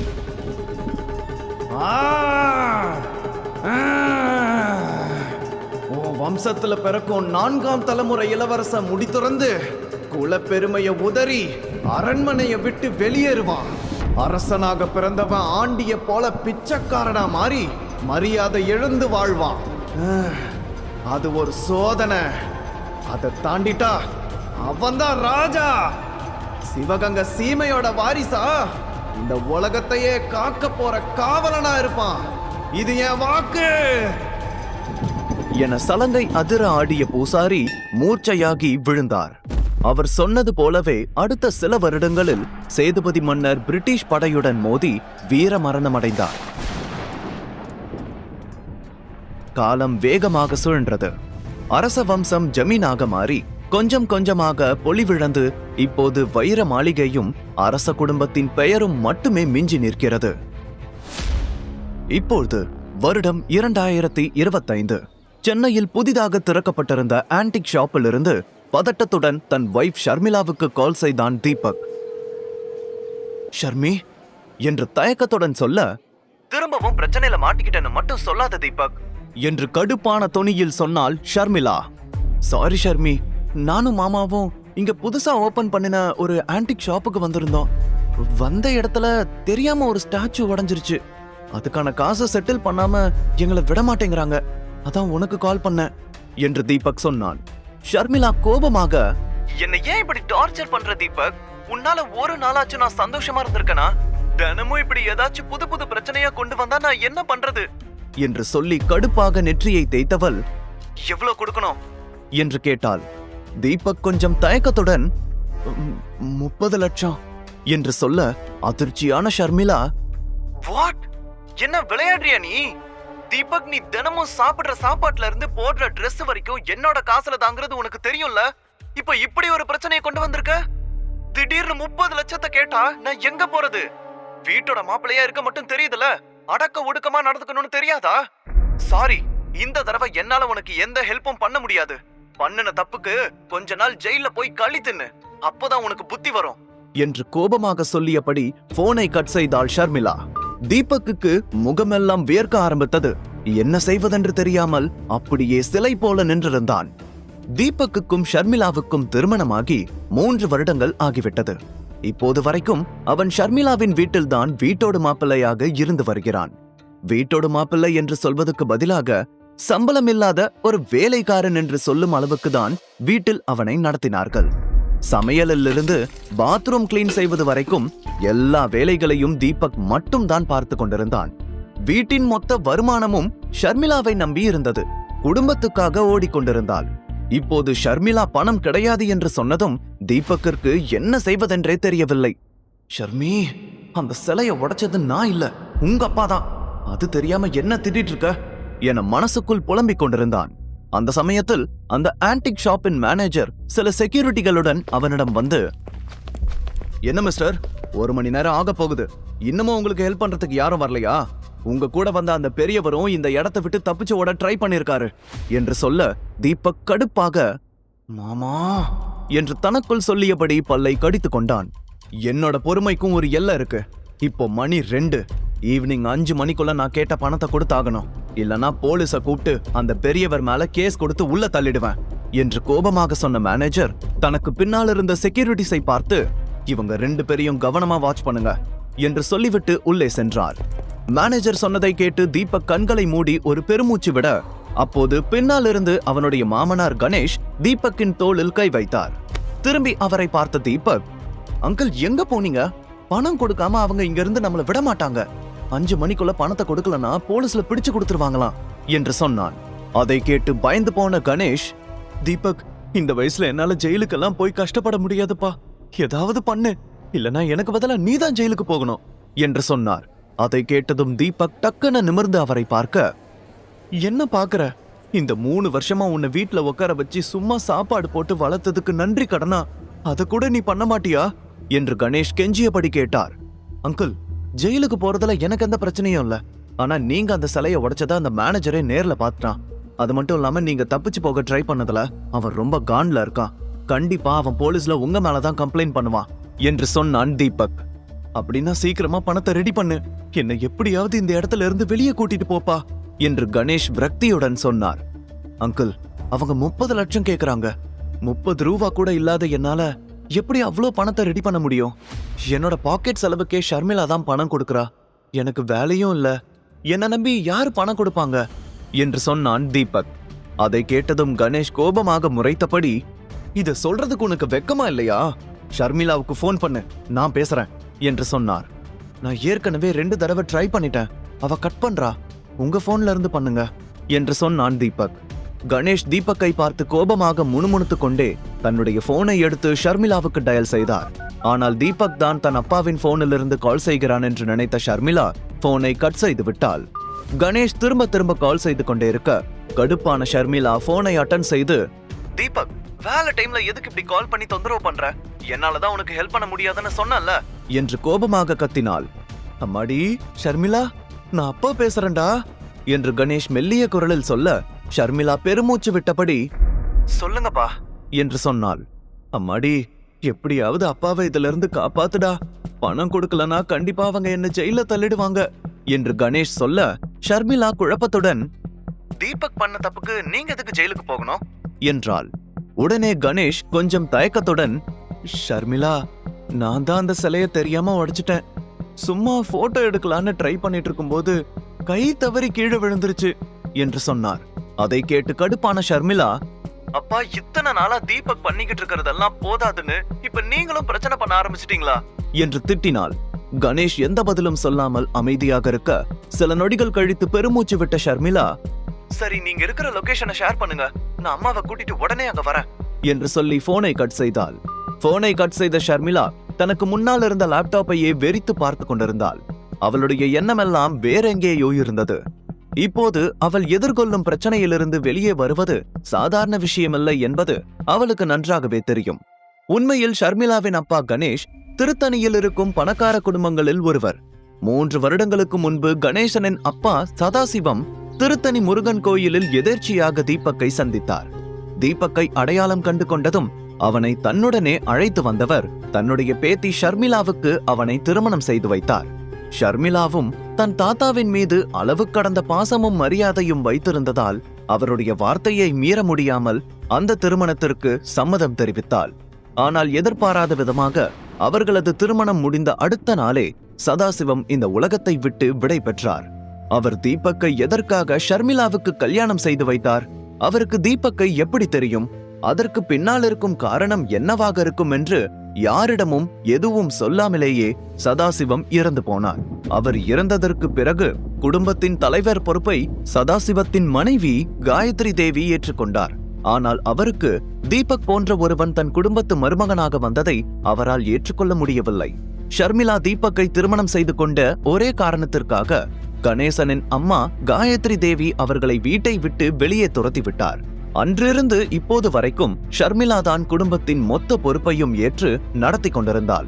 இப்போது புதிதாக உருவான இந்த பிரச்சனையை நினைத்து பயந்தபடி ஆன்டிக் ஷாப்பை நோக்கி தன் அம்மா கீதாவுடன் காரில் சென்று கொண்டிருந்தாள். இன்னொரு புறம் ஷாப்பில் தீபக் மற்றும் கணேஷ் பிணை கைதிகளைப் போல நின்றிருந்தார்கள். அவர்களுக்கு எதிரில் கையில் துப்பாக்கிகளுடன் செக்யூரிட்டிஸ் அவர்களை கவனித்துக் கொண்டிருந்தார்கள். சில நிமிடங்களில் ஷர்மிளாவும் கீதாவும் அந்த ஆன்டிக் ஷாப்பிற்குள் நுழைந்தார்கள். ஷர்மிளா நேராக தன் அப்பாவிடம் வந்து, அப்பா, உங்களுக்கு எதுவும் ஆகலையே, இதெல்லாம் எப்படி நடந்துச்சு? நீங்க எதுக்காக இங்க வந்தீங்க என்று கேட்டாள். அதை கேட்டு கணேஷ் எந்த பதிலும் சொல்லாமல் திரும்பி தீபக்கை பார்க்க, ஷர்மிளா, நாங்க சும்மா ஷாப்பிங்க்கு தான் இந்த ஏரியாவுக்கு வந்தோம். புதுசா ஓபன் பண்ணின இந்த ஆன்டிக் ஷாப்பை பார்த்ததும் அங்கிள் எதர்ச்சியா உள்ள வந்து பார்த்துட்டு இருந்தாரு. அப்போதான் என்று தயங்கியபடியே நிற்க உடனே கீதா கோபமாக, அதுக்கப்புறம் வழக்கம் போல நீ பண்ண வேண்டியதை பண்ணிட்ட, அப்படிதானே என்று சொன்னார். ஆன்ட்டி, அங்கிள் என்ன வெளியவே வெயிட் பண்ண சொல்லிட்டாரு. செல உடைஞ்ச சத்தம் கேட்டுதான் நானே உள்ள வந்து பார்த்தேன் என்று தீபக் சொல்லி முடிப்பதற்குள், ஓஹோ, இது வரைக்கும் எல்லாத்தையும் உன் அங்கிளை கேட்டுதான் பண்ணிட்டு இருந்தியா? அவர் சொன்னாரா, இவர் வெளியே நின்னாரா? காதை அளக்கிறான் பாரு, தண்ட சோறு என்று கோபமாக திட்டினார் கீதா. உடனே ஷர்மிளா, அம்மா, நம்மளோட பிரச்சனைய அப்புறம் பாத்துக்கலாம், முதல்ல இதுல இருந்து எப்படி வெளியே வரணும்னு யோசிங்க. உடனே 30 லட்சத்தை நம்ம எப்படி ரெடி பண்றது என்று கேட்க, என்ன கேட்டா, உங்க தாத்தா என்ன நமக்கு சொத்தா எழுதி வச்சுட்டு போனாரு, இந்த வெறும் பயல தானே கொடுத்துட்டு போயிருக்காரு. எல்லாம் என் விதி, என்ன பண்றது என்று புலம்ப ஷர்மிளா அம்மா என்று சலித்து கொண்டாள். பின்னென்ன பண்றது, இருக்கிற ஒரு வீட்டை வித்துட்டு தெருவுல படுக்க சொல்றியா? அந்த டப்பா வீட்டை வித்தாலும் இவ்ளோ காசு வராது என்றார். எல்லார் முகத்திலும் பயம் அப்பட்டமாக தெரிந்தது. பிரச்சனையை சரி செய்ய வழி தெரியாமல் அனைவரும் இருந்தனர். மேனேஜர் கணேசனை உற்று பார்க்க ஆரம்பித்தார். அவர் ஏற்கனவே போலீசிடம் தகவலை சொல்லிவிட்டு 6 மணி முடிவதற்காக காத்து கொண்டிருந்தார். அப்போது ஷர்மி, நான் வேணா பாட்டி கிட்ட ஹெல்ப் கேட்டு பாக்கட்டுமா? கடனாதான், கொஞ்ச நாள திருப்பி கொடுத்துடலாம் என்று கேட்டாள். அதை கேட்டு, உங்க பாட்டியாவது ஹெல்ப் பண்றதாவது நடக்கிறத பேசு, நமக்குள்ள இத்தனை பிரச்சனை நடந்ததுக்கு அப்புறமும் அவங்க ஹெல்ப் பண்ணுவாங்கன்னு நினைக்கிறியா என்று கடுப்பாக சொன்னார் கீதா. ஆனா ஒரு தடவை கேட்டு பாப்போமே, இந்த நிலைமையில நமக்கு வேற வழியும் இல்ல என்று சொன்ன ஷர்மிளா தன்னுடைய பாட்டிக்கு போன் செய்தாள். ஆனால் உள்ளுக்குள் அவளுக்கும் ஒருவித அவநம்பிக்கைதான் இருந்தது. 2 ரிங்குகளில் போன் அட்டன் ஆனது. உடனே ஷர்மிளா கொஞ்சம் தயங்கியபடி, பாட்டி, நான் ஷர்மி பேசுறேன் என்று சொல்ல, தெரியுது சொல்லு என்று கடுப்பான குரலில் சொன்னார் ஷர்மிளாவின் பாட்டி காயத்ரி தேவி. அவருடைய கடுப்பான குரலிலேயே நம்பிக்கையை இழந்தவள் ஒரு பெருமூச்சு விட்டபடி ஆன்டிக் ஷாப்பில் நடந்த கதையை எல்லாம் சொன்னாள். அவள் சொன்னதை கேட்டு எதிரிலிருந்து எந்த பதிலும் வரவில்லை. பாட்டி, இந்த சமயத்துல எனக்கு வேற வழி தெரியல, நீங்க எனக்கு இத கடனா கொடுங்க, கண்டிப்பா நான் திருப்பி கொடுத்துடுறேன் என்று ஷர்மிளா தயங்கிக் கொண்டே கேட்க, நீ திருப்பி எல்லாம் தர வேண்டாம், ஆனா அதுக்கு பதிலா என்னோட கண்டிஷனுக்கு நீ ஓகே சொல்லணும் என்று சொன்னார் காயத்ரி தேவி. ஷர்மிளா சந்தேகத்துடன், என்ன கண்டிஷன் என்று கேட்டாள். எங்களோட ஃபேமிலி கூடிய சீக்கிரமே சென்னையில மிகப்பெரிய கம்பெனியான SV குரூப்ஸ் கூட சேர்ந்து பிசினஸ் பண்ண போறோம். உனக்கு இன்னமும் எமல மரியாதை இருந்தா, என்ன பாட்டியா நினைச்சா உடனே தீபக்க டிவோர்ஸ் பண்ணிட்டு SV குரூப்ஸ் சேர்மேனோட பையன் விவேக கல்யாணம் பண்ணிக்கணும் என்று சொன்னார் காயத்ரி தேவி. அதை கேட்டு அதிர்ச்சியான ஷர்மிளா, பாட்டி என்ன சொல்றீங்க? இந்த தடவை தீபக் மேல எந்த தப்பும் இல்ல, இந்த பிரச்சனைக்கெல்லாம் அப்பாதான் காரணம் என்று சொல்லி முடிக்கும் முன்பே, எனக்கு அதை பத்தி எல்லாம் கவலை இல்ல, என்னோட இந்த கண்டிஷனுக்கு நீ ஓகே சொன்னா உனக்கு பணம் கிடைக்கும் என்று சொன்னார். பாட்டி, இப்ப பிரச்சனையில மாட்டிக்கிட்டு இருக்கிறது உங்களோட பையன், உங்க மக மேல உங்களுக்கு அக்கறை இல்லையா என்று கவலையான தோணியுடன் கேட்டாள் ஷர்மிளா. என் மக இப்போ அப்படி ஒரு பிரச்சனையில மாட்டி இருக்கிறதுக்கு காரணமே நீங்க தான். அதனால நான் சொல்ற இந்த கண்டிஷனுக்கு நீங்க ஒத்துக்கிட்டு தான் ஆகணும், அப்போதான் பணம் கிடைக்கும். நீ உடனே சொல்ல வேண்டாம், உன் அப்பா அம்மா கிட்ட டிஸ்கஸ் பண்ணிட்டு திருப்பி எனக்கு கால் பண்ணு என்று சொல்லி போனை கட் செய்தார் காயத்ரி தேவி. ஷர்மிளாவுக்கு என்ன செய்வதென்று தெரியாமல் ஏமாற்றத்துடன் 3 பேரையும் பார்த்து தன் பாட்டி சொன்ன விஷயத்தை சொன்னாள். அவளுடைய நிலைமையை புரிந்து கொண்ட தீபக் மெதுவாக அவள் அருகில் வந்து, கவலைப்படாத ஷர்மிளா, எப்படியாவது பணத்தை கொடுத்துடலாம், என்னால முடிஞ்ச வரைக்கும் நான் ட்ரை பண்றேன் என்று சொன்னான். உடனே குறுக்கே வந்த கீதா, எப்படி கொடுப்ப? நீ ஏன் செலவுக்காக தினமும் அவகிட்ட பிச்சை எடுத்துட்டு இருக்க? நீ இது வரைக்கும் கிழிச்சதை தான் பார்த்தோமே, போ முதல்ல ஓரமா போய் நெல்லு என்று கோபமாக சொன்னவர் தன் மகளை பார்த்து, ஷர்மிளா, நம்மளோட இந்த நிலைமைக்கெல்லாம் காரணமே இவன் தான், முதல்ல இவனை டிவோர்ஸ் பண்ணு, இவன் உன் லைஃபை விட்டு போயிட்டாலே நாம இழந்ததெல்லாம் நமக்கு திரும்ப கிடைச்சிடும், அதுக்கப்புறம் கண்டிப்பா உன் பாட்டி நம்மளை ஏத்துக்குவாங்க என்று சொன்னார். அதை கேட்டதும் ஷர்மிளா கடுப்பாக, அம்மா திரும்பவும் ஆரம்பிக்காத, வேற ஏதாச்சும் ஐடியா இருந்தா சொல்லு, டிவோர்ஸ் மேட்டரை பத்தி இனிமே பேச வேணாம் என்று சொன்னாள். குடும்பமே பிரச்சனையில் இருந்தாலும் அவளுடைய அந்த வார்த்தை தீபக்கின் மனதிற்குள் ஏதோ ஒரு சந்தோஷத்தை ஏற்படுத்தியது. ஆனால் அதை வெளிக்காட்டிக் கொள்ளாமல் அமைதியாக நின்றிருந்தான். கீதா கோபமாக தனக்குள் புலம்பிக் கொண்டிருந்தவர் டக்கென ஏதோ ஞாபகம் வந்ததை போல, ஷர்மிளா, நீ பேசாம அந்த விவேக்குக்கு கால் பண்ணி பார்க்கலாம்ல, அவன் உனக்கு நல்ல ஃப்ரெண்டு, கண்டிப்பா ஹெல்ப் பண்ணுவான். விவேக்கோட அப்பா சிட்டில எவ்வளவு பெரிய பணக்காரர்னு உனக்கே நல்லா தெரியும், 30 லட்சம் எல்லாம் அவங்களுக்கு ஒரு விஷயமே இல்ல என்று சொன்னார். அந்த நேரத்தில் அவர்களுக்கு இருந்த ஒரே வழியும் அதுதான். ஆனால் விவேக்கை பற்றி சில உண்மைகள் ஷர்மிளாவுக்கு தெரியாமல் இருந்தது. உண்மையில் விவேக் SV குரூப்ஸ் சேர்மேன் சேகரின் ஒரே மகன். சிறுவயதிலிருந்தே மோசமான திமிர் பிடித்தவனாகவே வளர்ந்து வந்தான். பெண்கள் விஷயத்திலும் அவன் பலவீனமாக இருந்தான். இதுவரைக்கும் அவன் மீது ஏகப்பட்ட ஹராஸ்மெண்ட் வழக்குகளும் சில கிரைம் கம்ப்ளைண்ட்ஸும் கூட இருக்கின்றது. ஆனால் சேகர் சிட்டியில் பெரிய அந்தஸ்தில் இருக்கும் ஒரு பணக்காரர் என்பதால் போலீசாலும் சட்டத்தாலும் அவர்களை எதிர்த்து எதுவும் செய்ய முடியவில்லை. விவேக் பல முறை ஷர்மிளாவின் மீது ஆசைப்பட்டிருக்கிறான். காலேஜில் படிக்கும்போது அவள் பின்னாலேயே சுற்றித் திரிந்தான். ஆனால் ஷர்மிளா ஒரு நாளும் அவனை கண்டு கொண்டதில்லை. அவன் ஆசைப்பட்ட பெண்களை எல்லாம் வலுக்கட்டாயமாக தன்னுடைய ஆசைக்கு அடிபணிய வைத்தாலும் அவனால் வளைக்க முடியாமல் இருக்கும் ஒரே பெண் ஷர்மிளா தான். அவனுக்கு அந்த வாய்ப்பை இமையளவும் அவள் கொடுத்ததில்லை. விவேக்கின் பெயரை கேட்டதுமே தீபக்குக்கு பயங்கரமான கோபம் வந்தது. இந்த விஷயத்தை இதுக்கு மேல விட்டா ஷர்மிளாவுக்கு தான் பிரச்சனை. இப்போ இவங்க கிட்ட நான் என்ன சொன்னாலும் அதை இவங்க கேட்க போறதில்ல. இதுக்கு மேல டிலே பண்ண முடியாது. என்ன நடந்தாலும் விவேக் கிட்ட மட்டும் ஷர்மிளா ஹெல்ப் கேட்டு போயிடக்கூடாது என்று நினைத்தவன் உடனே தன் செல்போனை எடுத்துக்கொண்டு கொஞ்சம் தனியாக வந்தான். வேகமாக ஒரு நம்பரை தேடி எடுத்தவன் ஒரு நொடி யோசித்துவிட்டு அந்த நம்பருக்கு டயல் செய்து காதில் வைத்தான். ரிங் போய் கொண்டிருந்தது. அதே நேரத்தில் அவனது ஹார்ட் பீட்டும் வேகமாக துடித்துக் கொண்டிருந்தது. ஒருவித படபடப்பு அவன் முகத்தில் தொற்றி இருந்தது. டக்கன போன் அட்டன் ஆனதும் எதிரிலிருந்து ஹலோ என்று ஒரு பெரியவரின் குரல் கேட்டது. அதை கேட்டதும் ஆழமாக மூச்சை இழுத்து வாங்கிய தீபக், சிதம்பரம் அங்கிள் என்று கணீரென குரலில் சொன்னான். சட்டென அவன் குரலில் ஒரு கம்பீரம் வந்து ஒட்டி கொண்டது. அந்த குரலை கேட்டதும் மறுபுறம் சேரில் உட்கார்ந்திருந்த 60 வயது மதிப்பில் இருந்த சிதம்பரம் வேகமாக சேரை விட்டு எழுந்து, சின்னையா, உங்க குரலை கேட்டு எவ்வளவு நாளாச்சு என்று ஆச்சரியம் கலந்த தோணியில் சொன்னார். அப்போது அவருடைய கண்களில் சந்தோஷ கண்ணீர் பொங்கி இருந்தது. அதை கேட்ட தீபக் அமைதியானான். இப்பவாச்சும் போன் பண்ணீங்களே, சொல்லுங்க ஐயா, என்ன பண்ணணும் என்று சிதம்பரம் மிகுந்த மரியாதையுடன் கேட்க தீர்க்கமாக நிமிர்ந்து பார்த்தான் தீபக். எப்படி இருக்கீங்க சிதம்பரம் அங்கிள் என்று கேட்டான். சிதம்பரம் தீபக்கின் தாத்தாவான சிவகங்கை அரசர் விஜய ரகுநாத சேதுபதியின் மேனேஜர். தீபக் என்கிற தீபக் ராஜ் தான் அந்த சிவகங்கை சீமையின் வாரிசு, அந்த அரச வம்சத்தின் இளவரசன். தீபக் சிறு வயதில் சிவகங்கையில் இருக்கும் தன்னுடைய வைர மாளிகை என்ற அரண்மனையில் தான் வளர்ந்தான். அவன் சாப்பிட்டு வளர்ந்ததே தங்கத்தட்டில் தான். அந்த அளவுக்கு ஆடம்பரமாக வாழ்ந்த தீபக் இப்போது ஒரு சாதாரண குடும்பத்தில் வீட்டோடு மாப்பிள்ளையாக இருப்பதற்கும் ஒரு காரணம் இருந்தது.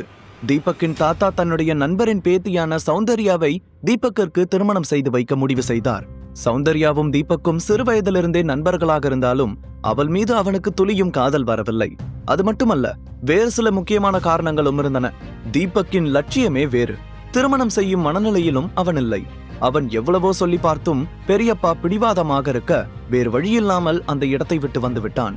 அதிலிருந்து இப்போது வரைக்கும் தீபக் தன்னுடைய அரண்மனைக்கு திரும்பி செல்லவில்லை.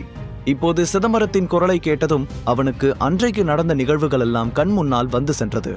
தீபக்கின் வார்த்தையை கேட்ட சிதம்பரம் சந்தோஷமான தொனியில், நான் நல்லா இருக்கேன் சின்னையா, நீங்க எப்படி இருக்கீங்க?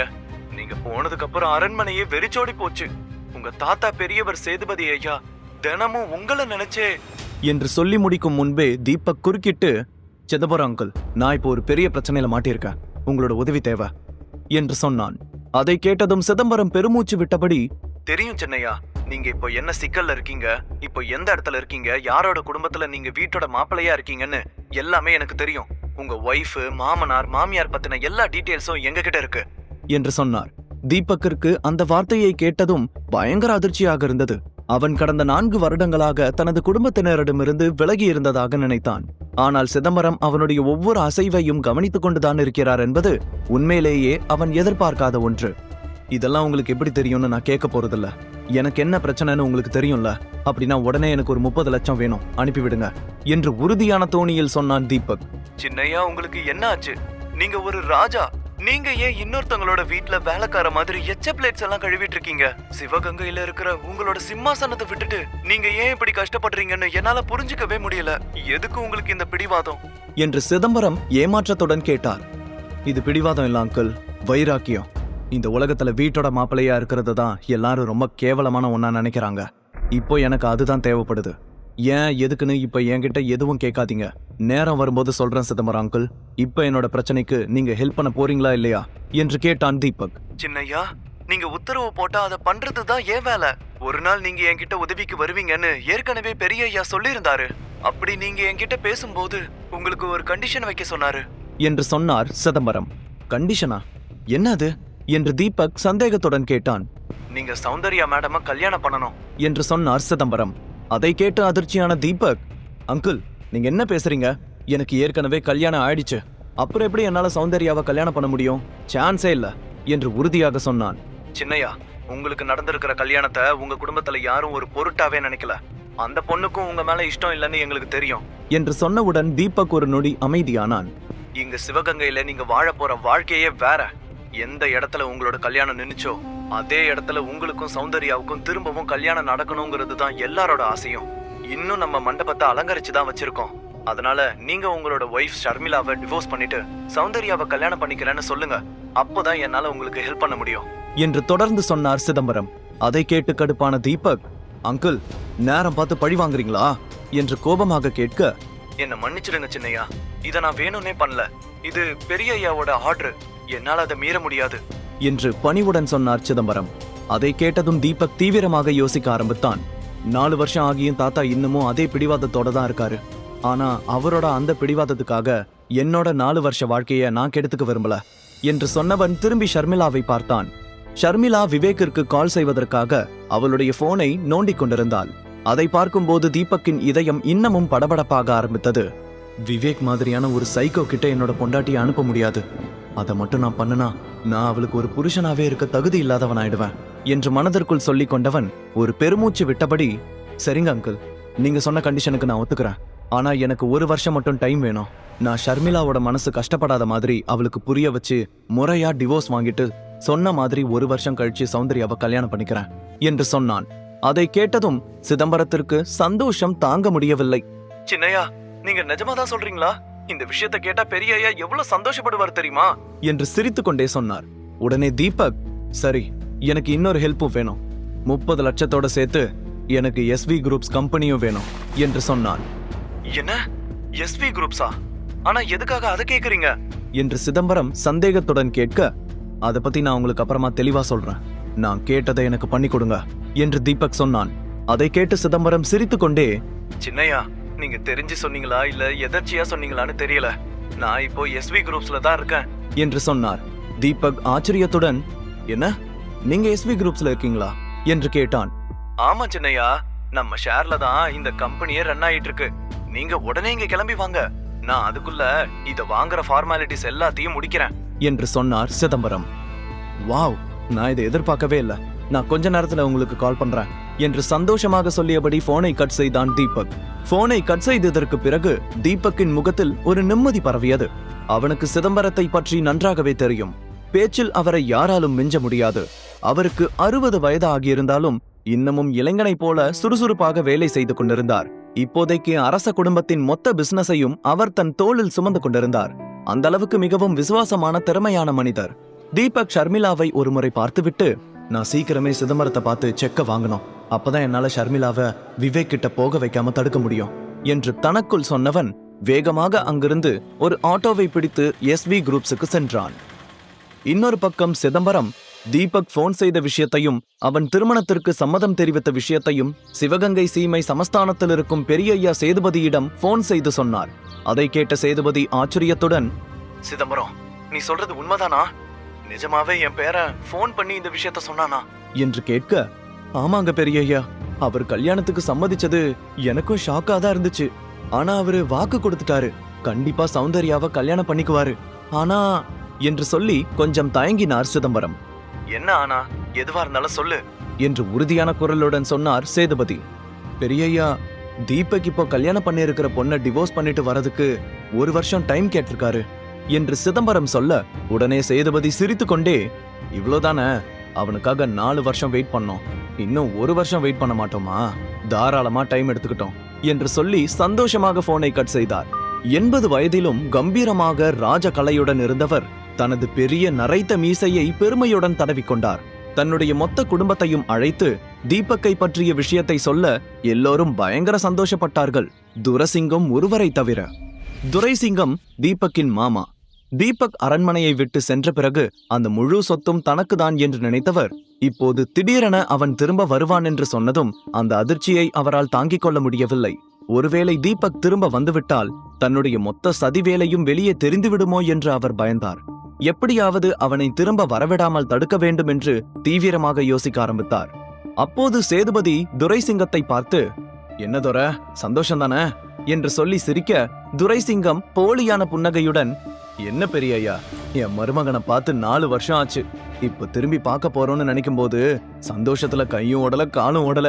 இன்னிக்கே கோயில்ல ஸ்பெஷல் பூஜை பண்ண சொல்லிடுறேன் என்று சொன்னார். அதை கேட்டதும் சேதுபதி சிரித்து கொண்டே, சரி, இந்த சந்தோஷமான விஷயத்த நீயே நேர்ல போய் சௌந்தர்யா கிட்ட சொல்லிட்டு வா, அவளுக்கு தெரிஞ்சா ரொம்ப சந்தோஷப்படுவா என்று சொன்னார். உடனே துரைசிங்கம் சரி என்ற தலையை ஆட்டிவிட்டு மனதுக்குள் கோபத்துடன் அந்த இடத்தை விட்டு நகர்ந்தார்.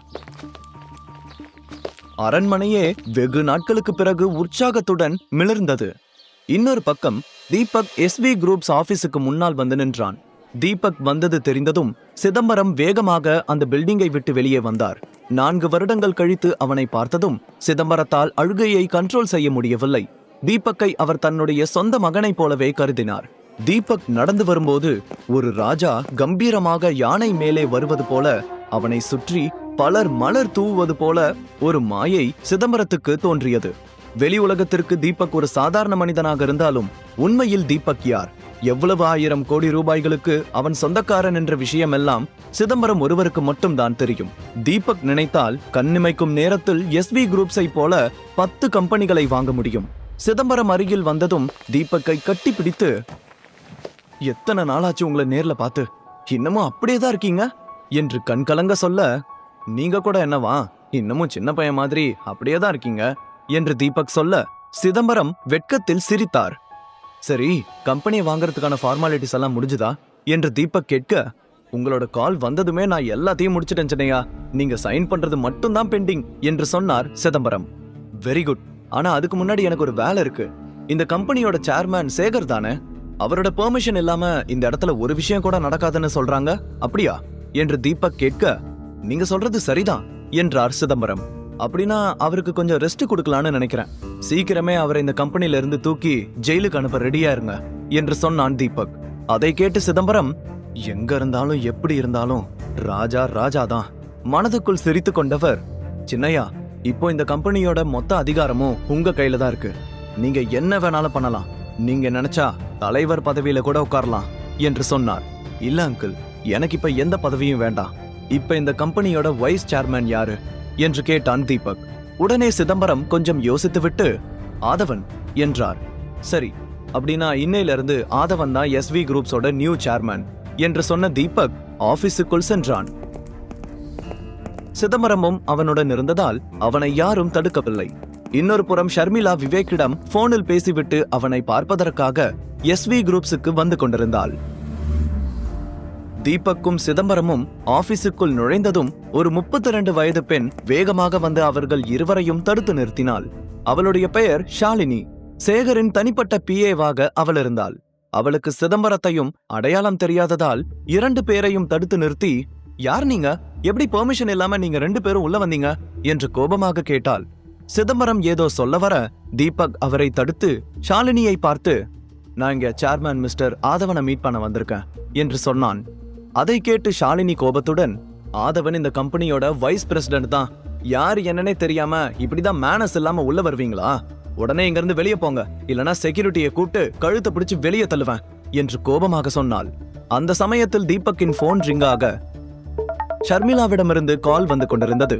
தீபக் காலை அட்டென்ட் செய்யும் முன்பே போன் சுவிட்ச் ஆஃப் ஆகிவிட்டது. அப்போது சிதம்பரம் ஷாலினியை பார்த்து, ஹலோ பொண்ணு, நீ யார்கிட்ட என்ன பேசிட்டு இருக்கன்னு தெரியுமா, தேவையில்லாம வார்த்தையை விட்டு பிரச்சனையில மாட்டிக்காத என்று சொல்லி முடிக்கும் முன்பே தீபக் அவரை பார்த்து, அங்கிள், சீக்கிரம் ஆதவனை வர சொல்லுங்க, எனக்கு டைம் இல்ல என்று பதற்றத்துடன் சொன்னான். அவனுடைய கவலை எல்லாம் ஷர்மிளாவை பற்றி தான் இருந்தது. தீபக் சொன்னதை கேட்டு உடனே சிதம்பரம் ஆதவனுக்கு கால் செய்து வெளியே வர சொன்னார். ஆதவனுக்கு சிதம்பரத்தை நன்றாக தெரியும் என்பதால் உடனே தன்னுடைய கேபினில் இருந்து வெளியே ஓடி வந்தான். ஷாலினியின் பேச்சை இருவருமே மதிக்கவில்லை என்று தெரிந்ததும் அவளுக்கு இன்னமும் கோபம் அதிகமானது. இங்க பாருங்க, உங்க 2 பேருக்கும் கடைசியா வார்ன் பண்றேன், இப்ப வெளியில போக போறீங்களா இல்லையா என்று கோபமாக கத்த, அப்போது பின்னால் இருந்து, ஏய் ஷாலினி, வந்திருக்கிற கெஸ்ட் கிட்ட இப்படிதான் நடந்துப்பியா, அறிவில்ல என்று ஆதவனின் குரல் கேட்டது. டக்குன்னு திரும்பி பார்த்த ஷாலினி, சாரி சார், இவங்க 2 பேரும் பெர்மிஷன் இல்லாம உள்ள வந்து என்று சொல்லி முடிக்கும் முன்பே, வாய மூடு, உன்னோட இந்த திமிருத்தனமான பேச்சுக்கு என்னால உன்னை இந்த கம்பெனியை விட்டு இப்பவே தூக்க முடியும்னு உனக்கு தெரியும்ல என்று ஆதவன் கோபமாக கேட்க, ஷாலினி எதுவும் பேசாமல் அமைதியாக அங்கிருந்து நகர்ந்து விட்டாள். ஷாலினி ஆபீஸில் அவமானப்படுவது இதுதான் முதல் முறை. ஷாலினி சேகரை கைக்குள் போட்டுக்கொண்டுதான் இந்த வேலையை வாங்கியிருந்தாள். அங்கிருந்து நகர்ந்து சென்றவள் உடனே சேகருக்கு கால் செய்து மொத்த விஷயத்தையும் சொன்னாள். மறுபுறம் சிதம்பரம் ஆதவனிடம் தீபக்கை அறிமுகப்படுத்தி வைத்தார். தீபக் ஆபீஸ் ஃபார்மாலிட்டிஸை எல்லாம் முடித்து கையெழுத்து போட்டுவிட்டு நேரத்தை பார்க்க மணி 3 மணியை கடந்து கொண்டிருந்தது. எனக்கு இன்னமும் 2 மணி நேரம் தான் டைம் இருக்கு என்று சொன்னவன் வேகமாக ஆபீஸை விட்டு வெளியே வந்தான். 3 பேரும் லிப்டில் இருந்து கீழே இறங்க அங்கே சேகர் கோபமாக நின்று கொண்டிருந்தார். அவர் ஆதவனை பார்த்ததும், ஆதவன், உன் மனசுல என்ன நினைச்சிட்டு இருக்க?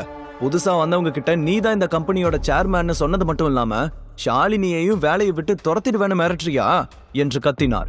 அதை கேட்டதும் சிதம்பரம் முன்னால் வந்து, மிஸ்டர் சேகர், இன்னையில இருந்து இந்த கம்பெனியோட நியூ சேர்மேன் மிஸ்டர் ஆதவன் தான். இப்பதான் அவருக்கு அந்த அதிகாரத்தை நான் கொடுத்திருக்கேன் என்று சொன்னார். உடனே சேகர் கோபமாக அவரை பார்த்து, முதல்ல நீங்க யாருன்னு சொல்றீங்களா என்று கேட்க, என் பேரு சிதம்பரம் என்று மெல்லிய புன்னகையுடன் சொன்னார். அதை கேட்டதும் சேகரின் கால்கள் நடுங்கியது. அவருக்கு சிதம்பரத்தை பற்றி நன்றாகவே தெரிந்திருந்தது. ஆனால் அவருக்கு தலைக்கு மேல் இருந்த கோபத்தால் சிதம்பரத்தை அடையாளம் கண்டு கொள்ள முடியவில்லை. மிஸ்டர் சிதம்பரம், சாரி, உங்களை நான் சரியா கவனிக்கல. இந்த விஷயத்தெல்லாம் ஏன் என்கிட்ட முன்னாடியே சொல்லல? சரி, எதுவா இருந்தாலும் கேபினுக்கு போய் பேசிக்கலாம் வாங்க என்று கெஞ்சியபடி சொன்னார் சேகர். உடனே தீபக் அவரை பார்த்து, பேச வேண்டிய டைம் எல்லாம் முடிஞ்சது மிஸ்டர் சேகர். இந்த கம்பெனியோட பேர்ல நீங்க இல்லீகலா என்னென்னலாம் பண்ணிருக்கீங்கன்னு எல்லா எவிடன்ஸும் என்கிட்ட இருக்கு என்று சொன்னான். அதை கேட்டு சேகருக்கு இன்னமும் அதிர்ச்சியானது. அவமானத்துடன் மெதுவாக கண்களை சுழற்றி பார்க்க அந்த பில்டிங்கில் இருந்த மொத்த ஆட்களும் அவரையே பார்த்து கொண்டிருந்தார்கள். அப்போது தீபக் ஒரு லெட்டரை அவரிடம் கொடுத்தான். அந்த லெட்டரில் தீபக் தான் எஸ்வி கம்பெனியின் புதிய உரிமையாளர் என்று எழுதப்பட்டிருந்தது. அதை பார்த்ததும் சேகருக்கு பேச்சே வரவில்லை. அப்போது தீபக் ஆதவனை பார்த்து, மிஸ்டர் ஆதவன், என் கூட கேபினுக்கு வாங்க, உங்ககிட்ட ஒரு முக்கியமான விஷயம் பேசணும். அங்கிள், நீங்களும் என் கூட வாங்க என்று சொல்லி இருவரையும் அழைத்து கொண்டு அங்கிருந்து உள்ளே சென்றான். உள்ளே வந்ததும், மிஸ்டர் ஆதவன், இன்னிலிருந்து நீங்க தான் இந்த கம்பெனியோட நியூ சேர்மேன். இந்த கம்பெனி சம்பந்தப்பட்ட எல்லா முடிவுகளையும் நீங்க தான் எடுக்கணும் என்று சொன்னான் தீபக். அதை கேட்டதும் ஆதவன் சந்தோஷமாக, ரொம்ப தேங்க்ஸ் சார். இது வரைக்கும் இருந்த மாதிரி இதுக்கு மேலையும் நான் ரொம்ப நேர்மையா இந்த கம்பெனில நடந்துக்குவேன் என்று சொன்னான். குட். அப்புறம் இன்னொரு விஷயம், சேகரும் அவரோட மகன் விவேக்கும் 2 பேரோட இல்லீகல் விஷயங்கள் எல்லாம் உடனே வெளியே கொண்டு வரணும். விவேக் எத்தனை பொண்ணுங்களோட வாழ்க்கையை கெடுத்திருக்கான்னு எனக்கு தெரியும். இப்ப 2 பேரும் ஜெயிலுக்கு போக வேண்டிய டைம் வந்துருச்சு என்று சொன்னான் தீபக். கவலைப்படாதீங்க சார், அவங்களுக்கு எதிரா எல்லா எவிடன்ஸும் என்னோட லாக்கர்ல இருக்கு. கண்டிப்பா ஒரு நாள் உங்கள மாதிரி யாராவது ஒருத்தர் வந்து ஆக்ஷன் எடுப்பாங்கன்னு எனக்கு தெரியும். அதான் எல்லாத்தையும் கலெக்ட் பண்ணி வச்சிருக்கேன். அந்த எல்லா எவிடன்ஸையும் உங்களுக்கு கொடுக்கறேன் என்று சொன்னான் ஆதவன். ஓகே என்று தலையை ஆட்டிய தீபக் சிதம்பரத்தை பார்த்து, அங்கிள், எனக்கு உடனே 30 லட்சத்துக்கு செக் கொடுங்க, நான் போயாகணும், டைம் இல்ல என்று சொன்னான். கண்டிப்பா சின்னையா, ஆனா எனக்கு ஒரு விஷயம் தெரியணும். நீங்க ஏன் இப்படி ஒரு வீட்டோட மாப்பிள்ளையா வேஷம் போடுறீங்க? அதுதான் எனக்கு புரியவே இல்ல என்று தயங்கிக் கொண்டே கேட்டார் சிதம்பரம். அங்கிள், நான் பிறந்ததுல இருந்தே என்ன உங்களுக்கு தெரியும். நான் காரணம் இல்லாம எதையும் செய்ய மாட்டேன். இல்லனா கல்யாண மேடையில ஒரு பொண்ணை விட்டுட்டு நான் வருவனா? நான் வீட்டோட மாப்பிள்ளையா இருக்கிறது தான் என்னோட தந்திரமே. உங்களுக்கு ஞாபகம் இருக்கா? அப்பா அடிக்கடி சொல்லுவாரு, ஒரு ராஜா தன்னை சுத்தி இருக்கிறவங்க உண்மையான முகத்தை தெரிஞ்சுக்கணும்னா சில நேரம் வேஷம் போட்டுதான் ஆகணும். அதுதான் இப்ப நடந்துட்டு இருக்கு. நேரம் வரும்போது உங்களுக்கு எல்லா விஷயமும் தெரிய வரும். அது வரைக்கும் என்கிட்ட இதை பத்தி கேட்காதீங்க என்று சொன்னான் தீபக். அவனுடைய நோக்கம் என்னவென்று சிதம்பரத்தால் புரிந்து கொள்ள முடியவில்லை. அதன் பிறகு அதை பற்றி பேசாமல் உடனே 30 லட்சத்திற்கான செக்கை தீபக்கிடம் கொடுத்தார். தீபக் செக்கை வாங்கி கொண்டு அங்கிருந்து கிளம்பும் சமயத்தில் வெளியே இருந்த செக்யூரிட்டியிடமிருந்து சிதம்பரத்திற்கு கால் வந்தது. அவர் அட்டன் செய்து பேசிவிட்டு அதிர்ச்சியுடன் தீபக்கை பார்த்தார். சின்னையா, உங்களோட ஒய்ஃப் ஷர்மிளா விவேக்க பார்க்க அவனோட ரூமுக்கு போயிட்டு இருக்காங்களாம் என்று சொன்னார். அந்த விஷயத்தை கேட்டதும் அவனது இதயம் இன்னமும் படபடக்க ஆரம்பித்தது. விவேக் அவளை எதற்காக தன் அறைக்கு அழைத்தான் என்று தீபக்கிற்கு நன்றாகவே தெரிந்திருந்தது. விவேக் அறையில் போதைப் பொருள் இருப்பதும் அதை தான் அடைய நினைக்கும் பெண்கள் மீது அவன் பயன்படுத்துவதும் அங்கே இருக்கும் எல்லாருக்குமே தெரியும். ஆனால் அவர்கள் சேகருக்கும் விவேக்கிற்கும் பயந்து யாரிடமும் வெளியே சொல்லாமல் இருந்தார்கள். சிதம்பரம் சொன்னதை கேட்டு தீபக் செக்கை மடித்து தன் பாக்கெட்டில் வைத்துக்கொண்டு கோபமாக விவேக்கின் ரூமை நோக்கி சென்றான். அதை பார்த்து ஆதவனும் பயத்தில் பின்னாலேயே செல்ல சிதம்பரம் அவன் கையை பிடித்து தடுத்தார். நீ எங்கேயும் போக வேண்டாம், இந்த விஷயத்தை சின்னையா டீல் பண்ணிக்குவாரு. ஆதவன், நீ ஒரு விஷயத்த நல்லா ஞாபகத்துல வச்சுக்கணும். தீபக் ஐயா தான் சிவகங்கை சீமை ராஜான்ற விஷயம் நம்மளை தாண்டி வேற யாருக்கும் தெரியக்கூடாது என்று தீவிரமான குரலில் சொன்னார் சிதம்பரம். அதை கேட்டு ஆதவன் வேகமாக தலையை ஆட்டியபடி, கண்டிப்பா யாருக்கும் தெரியாது சார் என்று சொன்னான். விவேக் இருக்கும் அறை 14வது மாடியில் இருந்ததால் தீபக் இன்னமும் 10 மாடிகள் தாண்டி செல்ல வேண்டியிருந்தது. லிஃப்ட் வரும் வரைக்கும் காத்திருக்க முடியாமல் வேகமாக மாடிப்படியில் ஏறி ஓடினான். அந்த நேரத்தில் ரூமில் விவேக் தனது வேலையை பார்க்க ஆரம்பித்து விட்டான். அவனுடைய கையில் ஒரு கிளாஸில் ரெட் ஒயின் இருந்தது. ஷர்மிளா முன்னால் இருந்த சோஃபாவில் அமைதியாக உட்கார்ந்து கொண்டிருந்தாள். அவள் விவேக்கின் அறைக்கு வந்தவுடனேயே எல்லாவற்றையும் சொல்லிவிட்டாள். ஆனால் அவன் எதையும் கவனித்திருக்கவில்லை. அவனுடைய பார்வை மொத்தமும் ஷர்மிளாவின் அங்கங்கள் மீதே பதிந்திருந்தது. ஷர்மிளா சொல்லி முடித்ததும், இப்ப நான் என்ன பண்ணணும்னு மட்டும் சொல்லு ஷர்மி என்று விவேக் கேட்க, அதான் விவேக், எனக்கு உடனடியா 30 லட்சம் பணம் வேணும் என்று ஷர்மிளா தயங்கிக் கொண்டே கேட்டாள். இவ்வளோதானா? இதுக்கு ஏன் இவ்வளோ தயக்கம்? உட்காரு வரேன் என்று சொல்லி உள்ளே சென்று ரெட் ஒயினை ஒரு கிளாஸில் ஊற்றி அவளிடம் கொண்டு வந்து நீட்டினான். இல்ல, எனக்கு இதெல்லாம் பழக்கம் இல்ல, வேண்டாம் விவேக் என்று ஷர்மிளா மறுக்க, இல்ல ஷர்மி, இது ரொம்ப காஸ்ட்லியான ஒயின், ஆல்கஹால் கம்மிதான், தாராளமா குடிக்கலாம் என்று விவேக் சிரித்துக்கொண்டே நீட்ட ஷர்மிளா தயங்கியபடி, இல்ல வேண்டாம் விவேக், நீ பணத்தை கொடுத்தா நான் உடனே கிளம்பிடுவேன், அங்க அப்பா எனக்காக வெயிட் பண்ணிட்டு இருக்காரு என்று சொன்னாள்.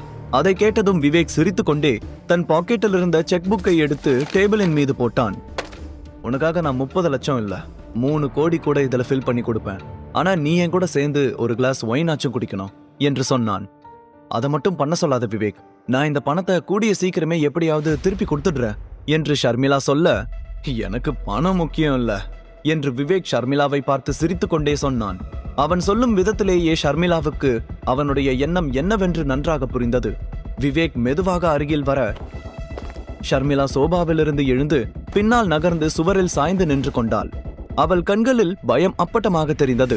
விவேக் அவள் அருகில் நெருக்கமாக வந்து, ஷர்மி, உனக்கு இப்ப இந்த பணம் கிடைக்கலனா கண்டிப்பா உன் அப்பா ஜெயிலுக்கு போறத யாராலையும் தடுக்க முடியாது. உள்ள போனா அவருக்கு என்ன நடக்கும்னு யாருக்கு தெரியும் என்று பயமுறுத்தும் தோணியில் சொன்னான். அதை கேட்டதும் ஷர்மிளாவுக்கு தன் அப்பாவின் முகம் கண் முன்னால் வந்து சென்றது. அதே சமயத்தில் விவேக்கின் முகத்தை பார்க்கும்போது அவளால் பயத்தை கட்டுப்படுத்த முடியவில்லை. விவேக் இன்னமும் அவள் அருகில் நெருங்கி வந்து, வா ஷர்மி, என் கூட சேர்ந்து இந்த ஒரு கிளாஸ் ஒயினை மட்டும் குடி, நான் இப்பவே செக்ல கையெழுத்து போட்டு கொடுத்துடுறேன் என்று சொல்ல ஷர்மி தயங்கிக் கொண்டே, குடிச்சா எனக்கு செக் கொடுப்பல்ல என்று கேட்டாள். அவளுடைய மனதில் அந்த நேரத்தில் தன் அப்பாவை எப்படியாவது காப்பாற்ற வேண்டும் என்ற எண்ணம் மட்டும்தான் இருந்தது. அந்த வார்த்தையை கேட்டதுமே விவேக்கின் கண்கள் பிரகாசித்தது. இன்னைக்கு இரவு முழுக்க அவளுடன் இருக்க வேண்டும் என்று மனதிற்குள் கற்பனை செய்து கொண்டவன், கண்டிப்பா நீ குடிச்ச அடுத்த செகண்டே நான் செக்ல கையெழுத்து போடுறேன் என்று சொன்னான். ஷர்மி கொஞ்சம் தயக்கத்தோடு மெதுவாக ஒயின் கிளாஸை எடுத்து குடிப்பதற்காக வாய் அருகில் கொண்டு வர டக்கென அந்த ரூமின் கதவு திறந்தது. இருவரும் அதிர்ச்சியுடன் திரும்பி பார்க்க அங்கே தீபக் நின்று கொண்டிருந்தான். அவனை பார்த்ததும் விவேக்கிற்கு கோபம் உச்சத்திற்கு சென்றது. எவ்வளவு தைரியம் தான் என்னோட ரூமுக்குள்ள வருவ என்று கோபமாக சொல்லிக் கொண்டே அருகில் சென்றான். ஷர்மிளாவும் தீபக்கை அங்கே எதிர்பார்க்கவில்லை. தீபக், நீ எப்படி இங்க வந்த என்று கேட்க, ஷர்மி, நான் மட்டும் சரியான டைமுக்கு வரலனா இவன் உன்னை என்ன பண்ணிருப்பான் தெரியுமா என்று பதட்டத்துடன் மூச்சு வாங்கியபடியே சொல்ல ஷர்மிளா கோபமாக, தீபக் என்ன பேசுற நீ? நான் விவேக் கிட்ட ஹெல்ப் கேட்க தான் வந்தேன், விவேக்கும் பணம் தரேன்னு சொல்லிட்டான் என்று சொன்னாள். ஷர்மி, உனக்கு இவனை பத்தி தெரியாது என்று தீபக் சொல்லிக் கொண்டிருக்கும் போதே விவேக் அவனை அடிப்பது போல அருகில் சென்று,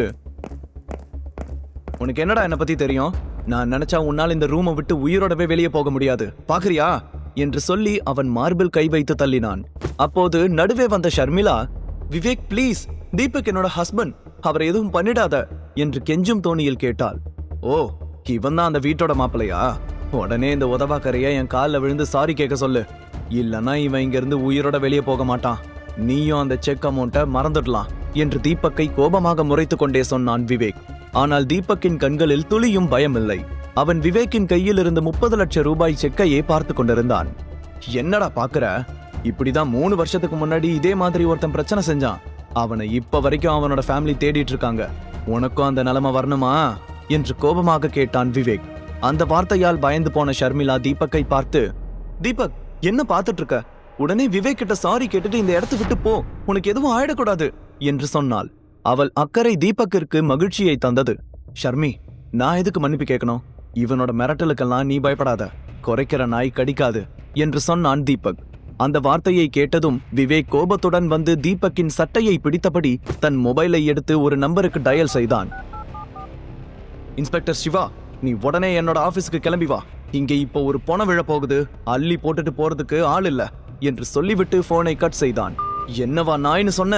உன்னை இன்னைக்கு கொன்னு புதைக்கிறேன்டா என்றவன் உடனே ஷர்மிளாவின் பக்கம் திரும்பி, ஷர்மி, நீ அந்த பணத்தை மறந்துடு, உன் அப்பன் ஜெயிலுக்கு போய் களி திங்கட்டும் என்று கோபமாக சொல்ல ஷர்மிளா கண்கள் கலங்கியபடி, விவேக் ப்ளீஸ், தீபக் சார்பா நான் உங்ககிட்ட மன்னிப்பு கேட்டுக்கிறேன் என்று கெஞ்சும் தொனியில் சொன்னாள்.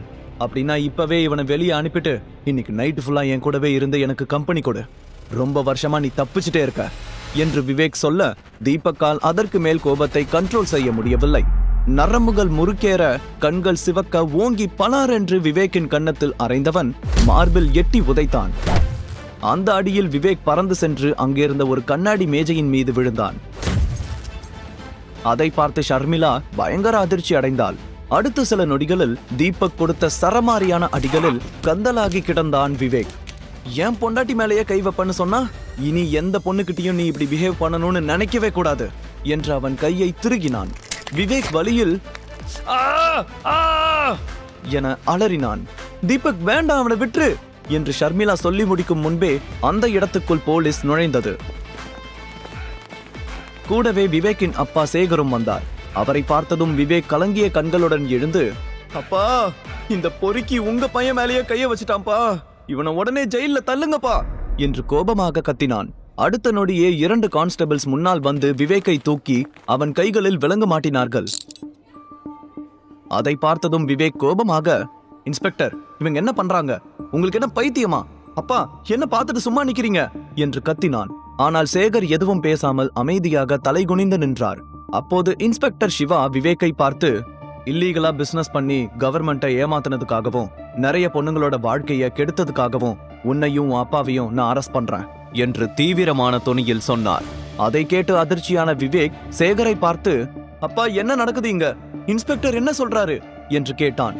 சேகர் எதுவும் பேசாமல் வாடிய முகத்துடன் நிற்பதை பார்த்து விவேக்கிற்கு அவரால் எதுவும் செய்ய முடியாது என்பது புரிந்தது. ஷர்மிளாவுக்கும் அங்கே என்ன நடக்கிறது என்று எதுவும் புரியவில்லை. குழப்பத்துடன் வேடிக்கை பார்த்து கொண்டிருந்தாள்.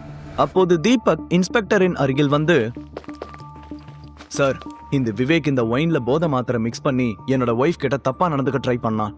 சரியான நேரத்துல நான் வந்து என் ஒய்ஃபை காப்பாத்திட்டேன். நான் சொல்றது உண்மை, நீங்க அதையும் செக் பண்ணி பாருங்க என்று சொன்னான். உடனே இன்ஸ்பெக்டர் ஒரு கான்ஸ்டபிளை பார்த்து கண்களால் சைகை செய்ய விவேக் ஷர்மிளாவுக்கு கொடுப்பதற்காக வைத்திருந்த ஒயின் கிளாஸை எடுத்து அதிலிருந்த ஒயினை வெள்ளை கர்ச்சீஃபில் ஊற்றினார். உடனே அந்த ஒயின் நீல நிறமாக மாறியது. ஆமா சார், போதைப்பொருள் கலந்திருக்கு என்று அந்த கான்ஸ்டபிள் சொல்ல அதை பார்த்து ஷர்மிளா உட்பட எல்லோரும் திகைத்து போனார்கள். ஷர்மிளாவுக்கு அதிர்ச்சியில் கண்களிலிருந்து கண்ணீர் வருவதை தடுக்க முடியவில்லை. தீபக் மட்டும் வரவில்லை என்றால் அவளின் நிலைமை என்ன ஆகியிருக்கும் என்று கலங்கி போனாள். உடனே இன்ஸ்பெக்டர், இந்த எவிடன்ஸ் போதும், அப்பனையும் பையனையும் உள்ள தள்ளி காலத்துக்கும் வெளியே வர முடியாதபடி பண்றேன் என்று சேகர் விவேக் இருவரையும் போலீஸ் ஸ்டேஷனுக்கு இழுத்துச் சென்றார்.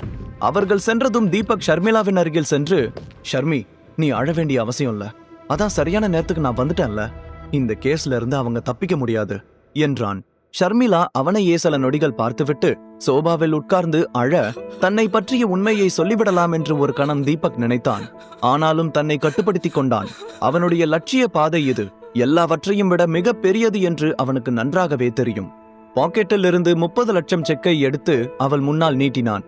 நமக்கு பணம் கிடைச்சிருச்சு, அங்கிளை காப்பாத்திடலாம் என்று தீபக் சொல்ல ஷர்மிளா ஆச்சரியத்துடன் கண்ணீரை துடைத்தவள், என்ன, இவ்வளவு பணம் உனக்கு எப்படி கிடைச்சது என்று கேட்டாள்.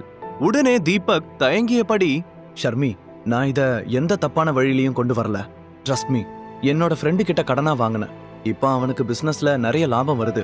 அவனுக்கு இந்த பணம் ஒரு விஷயமே இல்ல, அதனாலதான் கேட்டதுமே கொடுத்துட்டான் என்று சொன்னான் தீபக். ஆனா இதை நம்ம எப்படி திருப்பி கொடுக்கறது என்று ஷர்மிளா சொல்லி முடிக்கும் முன்பே, அதான் சொன்னனே, இப்போதைக்கு அவன் இந்த பணத்தை எதிர்பார்க்க மாட்டான். அதுவும் இல்லாம அவன் இப்ப வெளிநாட்டுல இருக்கான். அதனால இத பத்தி நினைச்சு நீ பிரஷர் ஏத்திக்க வேண்டாம். திஸ் இஸ் மை ரெஸ்பான்சிபிலிட்டி, நான் பாத்துக்கிறேன் என்று நிதானமாக புன்னகையுடன் சொன்னான் தீபக். அதை கேட்டு ஷர்மிளாவுக்கு எப்படி ரியாக்ட் செய்வதென்றே தெரியவில்லை. அவளுக்கு இந்த தீபக் இப்போது புதிதாக தெரிந்தான். தீபக் மெதுவாக அவள் அருகில் வந்து ஷர்மிளாவின் கையை பிடித்து, உனக்கு நான் இருக்கேன் ஷர்மி, உனக்கு எந்த பிரச்சனை வந்தாலும் என் உயிரை கொடுத்தாவது நான் சரி பண்ணிடுவேன் என்று சொன்னான். அதை கேட்டு ஷர்மிளா ஈரமான கண்களுடன் அவனை பார்த்தாள். தீபக் முதல் முறையாக ஷர்மிளாவிடம் இவ்வளவு நெருக்கமாக நின்று கொண்டிருந்தான். இதயம் படபடவென அடிக்க அவள் அழகையே ரசித்து பார்த்து கொண்டிருந்தான். உடனே ஷர்மிளாவின் கண்கள் டக்கென கையில் இருந்த வாட்சிற்கு சென்றது. இன்னும் 40 நிமிஷம் தான் இருக்கு, அதுக்குள்ள நாம ஆன்டிக் ஷாப்புக்கு போயாகணும் என்று சொல்ல தீபக் மறுவார்த்தை பேசாமல் அவளை அழைத்து கொண்டு அங்கிருந்து வெளியே சென்றான். இன்னொரு பக்கம் தீபக்கின் மாமா துரைசிங்கம் தீபக் கிடைத்த விஷயத்தை சௌந்தர்யாவிடம் கால் செய்து சொன்னார். அதை கேட்டதும் சௌந்தர்யாவின் சந்தோஷத்துக்கு அளவே இல்லை. வானுக்கும் பூமிக்கும் குதிக்க ஆரம்பித்தாள். அங்கிள், தீபக் இப்ப எங்க இருக்கான்? நான் உடனே அவனை பார்க்கணும் என்று ஆர்வத்துடன் கேட்க, அவன் கிடைச்சிட்டான்னு மட்டும்தான் தெரியும், எங்க இருக்கான்னு எனக்கு தெரியாதுமா என்று சொல்லி அவளுடைய சந்தோஷத்திற்கு அப்படியே முட்டுக்கட்டை போட்டார் துரைசிங்கம். ஏமாற்றமான முகத்துடன் நின்றிருந்த சௌந்தர்யாவிடம், அம்மாடி, நீயும் என் பொண்ணு மாதிரிதான், உன்னோட நல்லதுக்காக தான் சொல்றேன். அந்த தீபக் உனக்கு வேண்டாமா? உன்னோட அழகுக்கும் திறமைக்கும் அவனை விடவும் நல்ல பையன் கிடைப்பான். அவனுக்கு ஏற்கனவே வேற பொண்ணோட கல்யாணம் ஆயிடுச்சு. இதுக்கு மேலேயும் நீ அவனையே நினைச்சிட்டு இருக்கிறதுல எந்த அர்த்தமும் இல்ல என்று சொன்னார். தீபக் கிடைத்துவிட்ட செய்தியால் அதிர்ச்சியில் இருந்த துரைசிங்கம் எப்படியாவது சௌந்தர்யாவும் தீபக்கும் சேரக்கூடாது என்பதில் உறுதியாக இருந்தார். தீபக் திரும்ப வந்தால் அதனால் ஏற்படும் விளைவுகளை எல்லாம் நினைத்து பார்க்கும்போது துரைசிங்கத்திற்கு தானாக கால்கள் நடுங்கியது. தீபக் திருமணம் செய்து கொண்டான் என்று செய்தி கேட்டவுடன் சௌந்தர்யாவின் கோபம் பல மடங்கு இருக்கும் என்று எதிர்பார்த்தார் துரைசிங்கம். ஆனால் நடந்ததே வேறு. அங்கிள், தீபக் மேல நான் எவ்வளவு லவ் வச்சிருக்கேன்னு உங்களுக்கு மட்டும் இல்ல, என்னை பத்தி தெரிஞ்ச எல்லாருக்குமே தெரியும். அவனுக்கு எத்தனை கல்யாணம் ஆகியிருந்தாலும் யார் கூட வாழ்ந்துட்டு இருந்தாலும் கடைசியா அவன் வந்து சேர வேண்டியது என் கிட்டதான். அதனாலதான் நான் இந்த 4 வருஷமும் நம்பிக்கையோட காத்துட்டு இருந்தேன். அவள் சொல்ல சொல்ல துரையின் முகம் ஏமாற்றத்தில் சிவந்தது. அவனை எனக்கு சின்ன வயசுல இருந்து தெரியும். தீபக் மேல எனக்கு நம்பிக்கை இருக்கு. அவன் கண்டிப்பா அந்த கல்யாணத்தை முழு மனசோட பண்ணிருக்க மாட்டான் என்று சொன்னாள் சௌந்தர்யா. இல்லம்மா, நான் எதுக்காக சொல்ல வரேன்னா என்று துரைசிங்கம் சொல்லி முடிப்பதற்குள், நோ அங்கிள், நீங்க என்ன சொன்னாலும் நான் என்னோட முடிவுல இருந்து மாற போறது கிடையாது என்று சௌந்தர்யா உறுதியாக சொன்னவள் காலை கட் செய்தாள். போனை வைத்த துரைசிங்கம், இது சரிப்பட்டு வராது, தீபக்கை இங்க வரவிடக்கூடாது, நான் முந்திக்கணும் என்று முணுமுணுத்தார். சிவகங்கையின் பக்கத்து சமஸ்தானமான புதுக்கோட்டையின் பழைய கோட்டை வீட்டில் இருக்கும் சௌந்தர்யா சந்தோஷத்தில் துள்ளி குதித்து ஓடினாள். தன் அறையில் இருந்த தீபக்கின் பெரிய சைஸ் போட்டோவை எடுத்து ஆசையுடன் பார்த்தவள், டேய், நீ ஏன் என்னை விட்டுட்டு போனேன்னு எனக்கு தெரியல, ஆனா கண்டிப்பா திரும்பி வருவேன்னு மட்டும் எனக்கு தெரியும். நான் உன் மேல வச்சிருக்கிற லவ் மட்டும் எப்பவும் மாறவே மாறாதுடா என்று போட்டோவுடன் பேசியவள் மார்போடு கட்டி அணைத்து கொண்டாள். இன்னொரு புறம் சென்னையில் ஆன்டிக் ஷாப்பில் கணேஷும் கீதாவும் ஒரு மூலையில் அமைதியாக நின்றிருக்க, அவர்களை சுற்றிலும் 4 செக்யூரிட்டிகள் துப்பாக்கிகளுடன் நின்றிருந்தார்கள். அப்போது மேனேஜர் அங்கே வந்து, உங்களுக்கு நான் கொடுத்த டைம் முடிய இன்னும் 10 நிமிஷம் தான் இருக்கு, இதுக்கு மேலேயும் உங்களால பணத்தை கொடுக்க முடியுங்கிற நம்பிக்கை எனக்கு வரல, அதனால ஜெயிலுக்கு போக ரெடியா இருங்க, நான் உடனே போலீஸ்க்கு போன் பண்றேன் என்று சொல்லி போனை எடுத்தார். சரியாக அந்த நேரத்தில் தீபக்கும் ஷர்மிளாவும் அங்கே வந்து கொண்டிருப்பதை பார்த்த கணேஷின் முகம் பிரகாசமடைந்தது.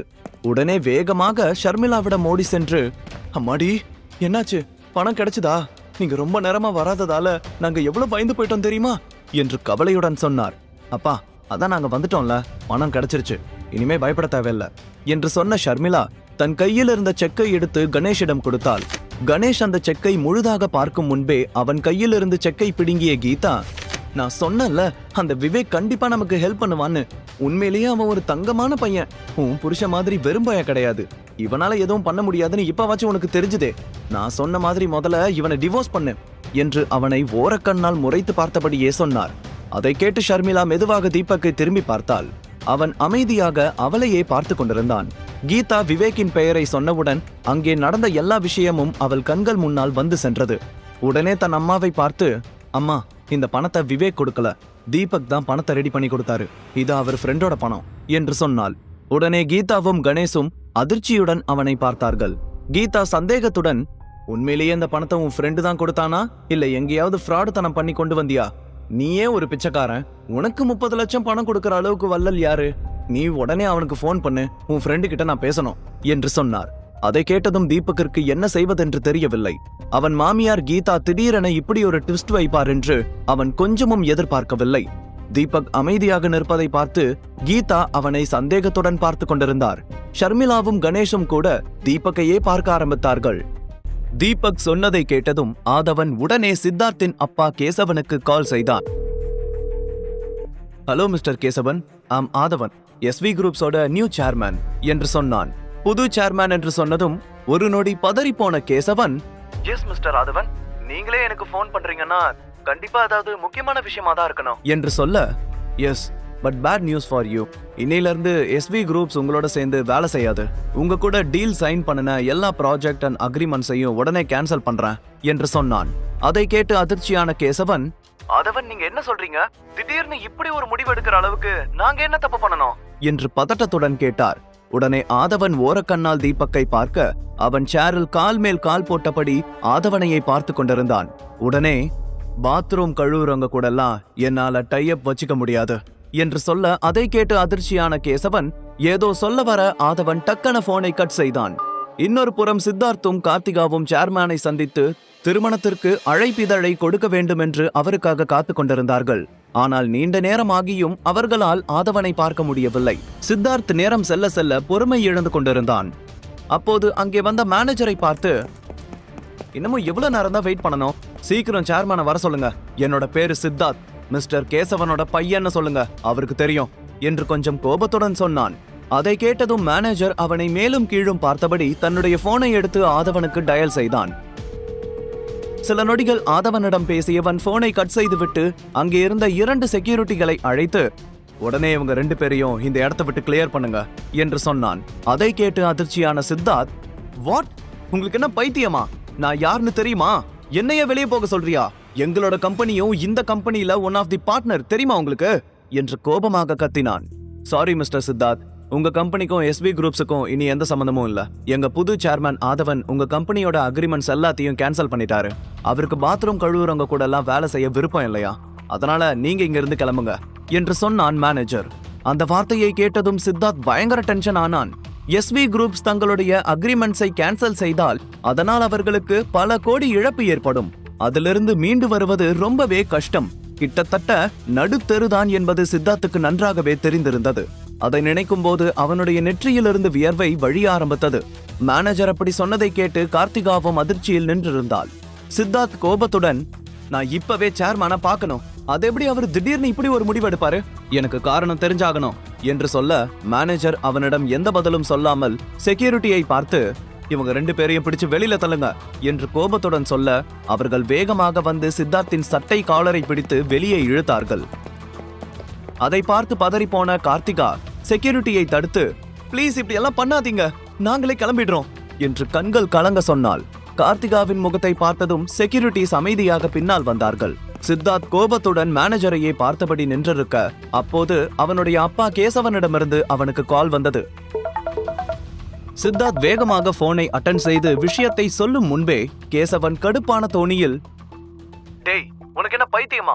எஸ்வி குரூப்ஸுக்கு போய் என்ன எழவடா பண்ணி தொலைஞ்ச? அந்த சேர்மேன் நம்மளோட எல்லா அக்ரிமெண்ட்ஸையும் கேன்சல் பண்ணிட்டான். உன்னை இன்விடேஷன் கொடுக்க அனுப்புனா இல்ல பிரச்சனை பண்றதுக்கு அனுப்புனா என்று கோபமாக கத்தினார். அதை கேட்டு சித்தார்த் குழப்பத்துடன், அப்பா நான் எதுவுமே பண்ணல, நானும் கார்த்திகாவும் இங்க இன்விடேஷன் கொடுக்க தான் வந்தோம். இன்னமும் நாங்க சேர்மேனை கூட மீட் பண்ணல, அதுக்குள்ள இங்க என்னென்னமோ நடக்குது என்று சொல்ல, வாய மூடு, உங்ககிட்ட இருந்து நான் எந்த விளக்கமும் கேட்கல. உன்னோட முட்டாள் தனத்தால நமக்கு எவ்வளவு கோடி லாஸ் தெரியுமா? இனிமே சோத்துக்கு நாம பிச்சைதான் எடுக்கணும். முதல்ல அந்த இடத்துல இருந்து கிளம்பி வா என்று சொல்லிவிட்டு போனை கட் செய்தார் கேசவன். அதற்கு பிறகு சித்தார்த் அந்த ஒட்டுமொத்த இடத்தையும் ஒரு முறை பார்க்க, அங்கே இருந்த எல்லோரும் அவனையே பார்த்து கொண்டிருந்தார்கள். அவமானத்தில் தலை குனிந்தபடி அந்த இடத்தை விட்டு வெளியே சென்றான். கார்த்திகாவும் அவனுக்கு பின்னாடியே சென்றாள். இந்த திடீர் சம்பவம் சித்தார்த்துக்கு பல கேள்விகளை எழுப்பியது. உண்மையில் என்ன நடந்தது என்று அவனால் இன்னமும் புரிந்து கொள்ள முடியவில்லை. சித்தார்த் காரில் ஏறி உட்கார்ந்தவுடன் அவன் தீபக்கை அவமானப்படுத்திய விஷயம் நினைவுக்கு வந்தது. சித்தார்த் கொஞ்சம் யோசித்துக் கொண்டே, கார்த்திகா, இந்த தீபக் தான் இதெல்லாம் பண்றான்னு நினைக்கிறேன் என்று சொல்ல, என்ன, அந்த ஜோக்கர் எப்படி இதெல்லாம் பண்ணிருக்க முடியும்? அவன் பேச்ச அவனோட பொண்டாட்டியே கேட்க மாட்டா, இவ்வளவு பெரிய சேர்மேன் கேட்டுருவாரா? அவனாலெல்லாம் நம்மளை எதுவும் பண்ண முடியாது சித்தார்த் என்று சொன்னாள் கார்த்திகா. சீக்கிரம் இதுக்கு பின்னாடி என்ன நடக்குதுன்னு கண்டுபிடிக்கணும் என்று சொன்ன சித்தார்த் காரை ஸ்டார்ட் செய்து அங்கிருந்து கிளம்பினான். இன்னொரு புறம் சித்தார்த்துக்கும் கார்த்திகாவுக்கும் நல்ல பாடத்தை கற்பித்த நிம்மதியில் தீபக் ஆதவன் கொடுத்த டாக்குமெண்ட்ஸில் எல்லாம் கையெழுத்து போட்டுவிட்டு அங்கிருந்து வீட்டிற்கு சென்றான். வீட்டில் அவனுக்கு ஒரு அதிர்ச்சி காத்து கொண்டிருந்தது. ஷர்மிளா குடும்பத்தின் தலைவி பாட்டி காயத்ரி தேவி அங்கே உட்கார்ந்திருந்தார். அவருடைய கழுத்தில் தொங்கிக் கொண்டிருந்த வைர நெக்லஸும் கைகளில் அணிந்திருந்த தங்க வளையல்கள், மோதிரங்களே அவர் எவ்வளவு பெரிய பணக்காரர் என்பதை காட்டியது. ஆனால் அவரது நுனி மூக்கில் தெரிந்த கோபம் அந்த சிறிய வீட்டில் அவரால் கொஞ்ச நேரம் கூட இருக்க பிடிக்கவில்லை என்பதை காட்டியது.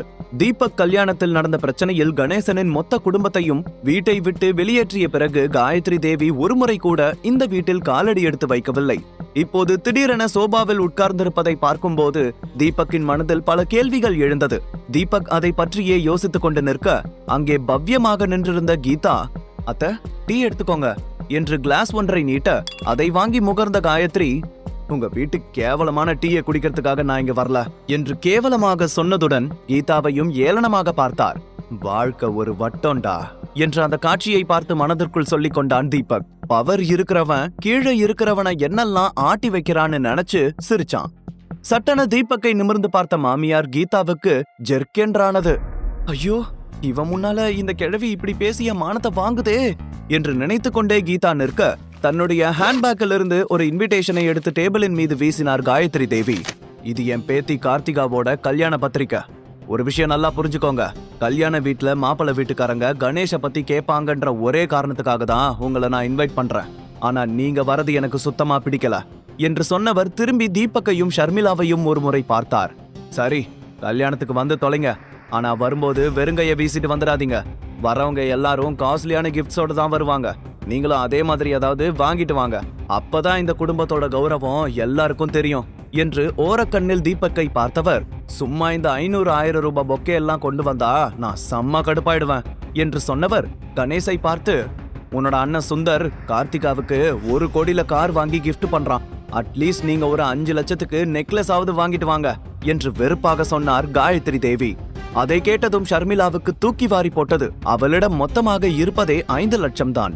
அதையும் தீபக்கின் நண்பனுக்கு கொடுக்க வேண்டும் என்பதற்காக வைத்திருந்தாள். பாட்டி, எங்களுக்கு 5 லட்சம் ரொம்ப அதிகம்.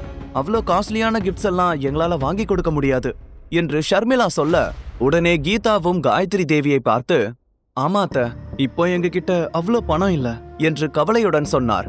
அவர்கள் சொன்னதை கேட்டு கடுப்பான காயத்ரி தேவி, உங்களோட கிட்னியை வித்தாவது பணத்தை ரெடி பண்ணுங்க, ஆனா குறைஞ்சது 5 லட்சத்துக்காவது உங்களோட கிஃப்ட் இருக்கணும் என்று கோபமாக சொன்னார். அவருடைய கோபத்தை பார்த்து எல்லோரும் அமைதியாக ஒருவரை ஒருவர் பார்த்து கொண்டார்கள். அதன் பிறகு காயத்ரி தேவிக்கு ஒரு நிமிடம் கூட அங்கே இருக்க பிடிக்காமல் வேகமாக வீட்டை விட்டு வெளியேறினார். அவர் சென்றதும் கீதா கடுப்பான தோணியில் கணேஷை பார்த்து, உங்க அம்மா எப்படி பேசிட்டு போகுதுன்னு பாத்தீங்களா?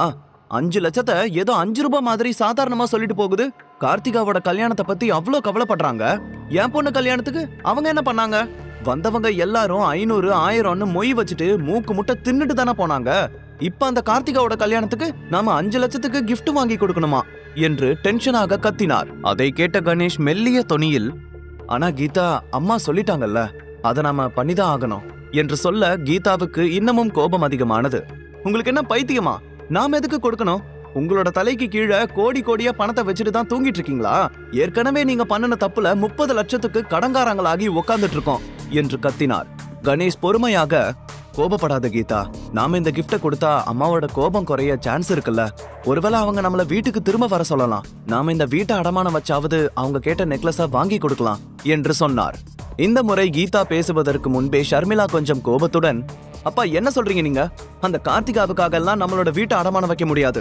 அவங்க நம்மள பாசமா கூப்பிட்டு இருந்தா கூட பரவாயில்ல, அவங்களோட மரியாதைக்கு களங்கம் வந்துடக்கூடாதுன்னு தானே நம்மளை இன்வைட் பண்ண வந்திருந்தாங்க என்று சொன்னாள். உடனே கீதாவும், ஷர்மி சொல்றதுதான் சரி, வீட்டை அடமானம் வச்சுட்டு நாம எங்க தெருவிலையா போய் தூங்குறது என்று கோபமாக சொன்னார். அப்போது அவருடைய பார்வை தீபக்கின் மீது தான் இருந்தது. தீபக்கிற்கும் அவனுடைய கருத்தை சொல்ல வேண்டும் என்று இருந்தது. ஆனால் அந்த நேரத்தில் கீதாவின் கோபத்திற்கு ஆளாக விரும்பாமல் அமைதியாக நின்று கொண்டான். சிறிது நேரம் அந்த இடத்தில் அமைதி நிலவியது. அதன் பிறகு கீதா ஒரு பெருமூச்சு விட்டபடி தன் மகளை பார்த்து, ஷர்மி, என்ன இருந்தாலும் அப்பா சொல்றதும் சரிதான். அவங்க முறையா நம்மளை இன்வைட் பண்ணலனாலும் 4 பேருக்கு மத்தியில நாம ஏதாச்சும் பண்ணிதான் ஆகணும். ஏற்கனவே குடும்பத்துக்குள்ள நம்ம பேரு நாரிட்டு கிடக்கு. என்கிட்ட கொஞ்சம் பணம் இருக்கு, அதை வச்சு ஏதாச்சும் சீப்பான நெக்லஸ வாங்க முடியுதான்னு பார்க்கலாம் என்று சொன்னார். இப்ப கம்மி ரேட்ல கூட நிறைய புது புது டிசைன்ஸ் எல்லாம் வர ஆரம்பிச்சிருச்சுமா. கார்த்திகாவுக்கு ஏத்த மாதிரி சிம்பிளா ஏதாச்சும் வாங்கிக்கலாம் என்று சொன்னாள் ஷர்மிளா.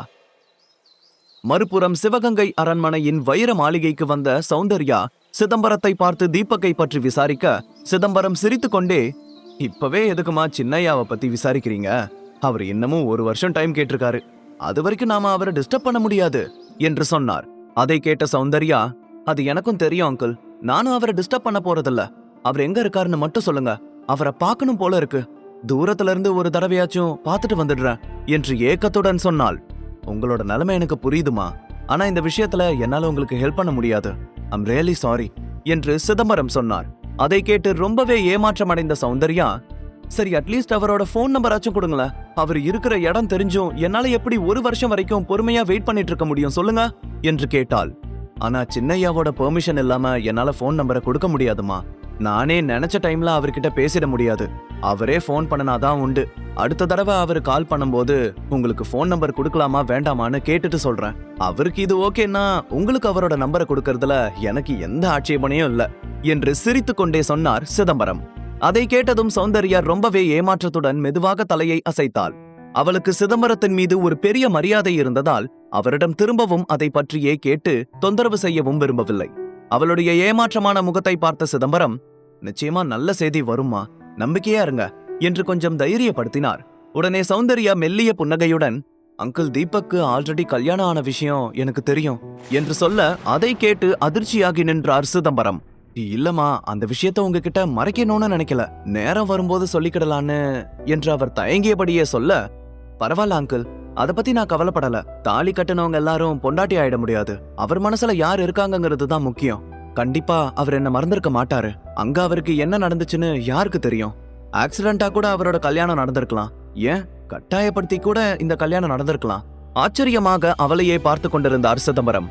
எனக்கு ஒரு விஷயம் மட்டும் சொல்லுங்க, அவங்க 2 பேரும் ரியல் ஹஸ்பண்ட் அண்ட் ஒய்ஃபா உண்மையா லவ்வோட வாழ்றாங்களா? இந்த கேள்வியை கொஞ்சமும் எதிர்பார்க்காத சிதம்பரம் இல்ல என்று தலையசைத்தார். இது போதும், நான் ஒரு தடவை தீபக்க பார்த்து பேசிட்டா மட்டும் போதும்.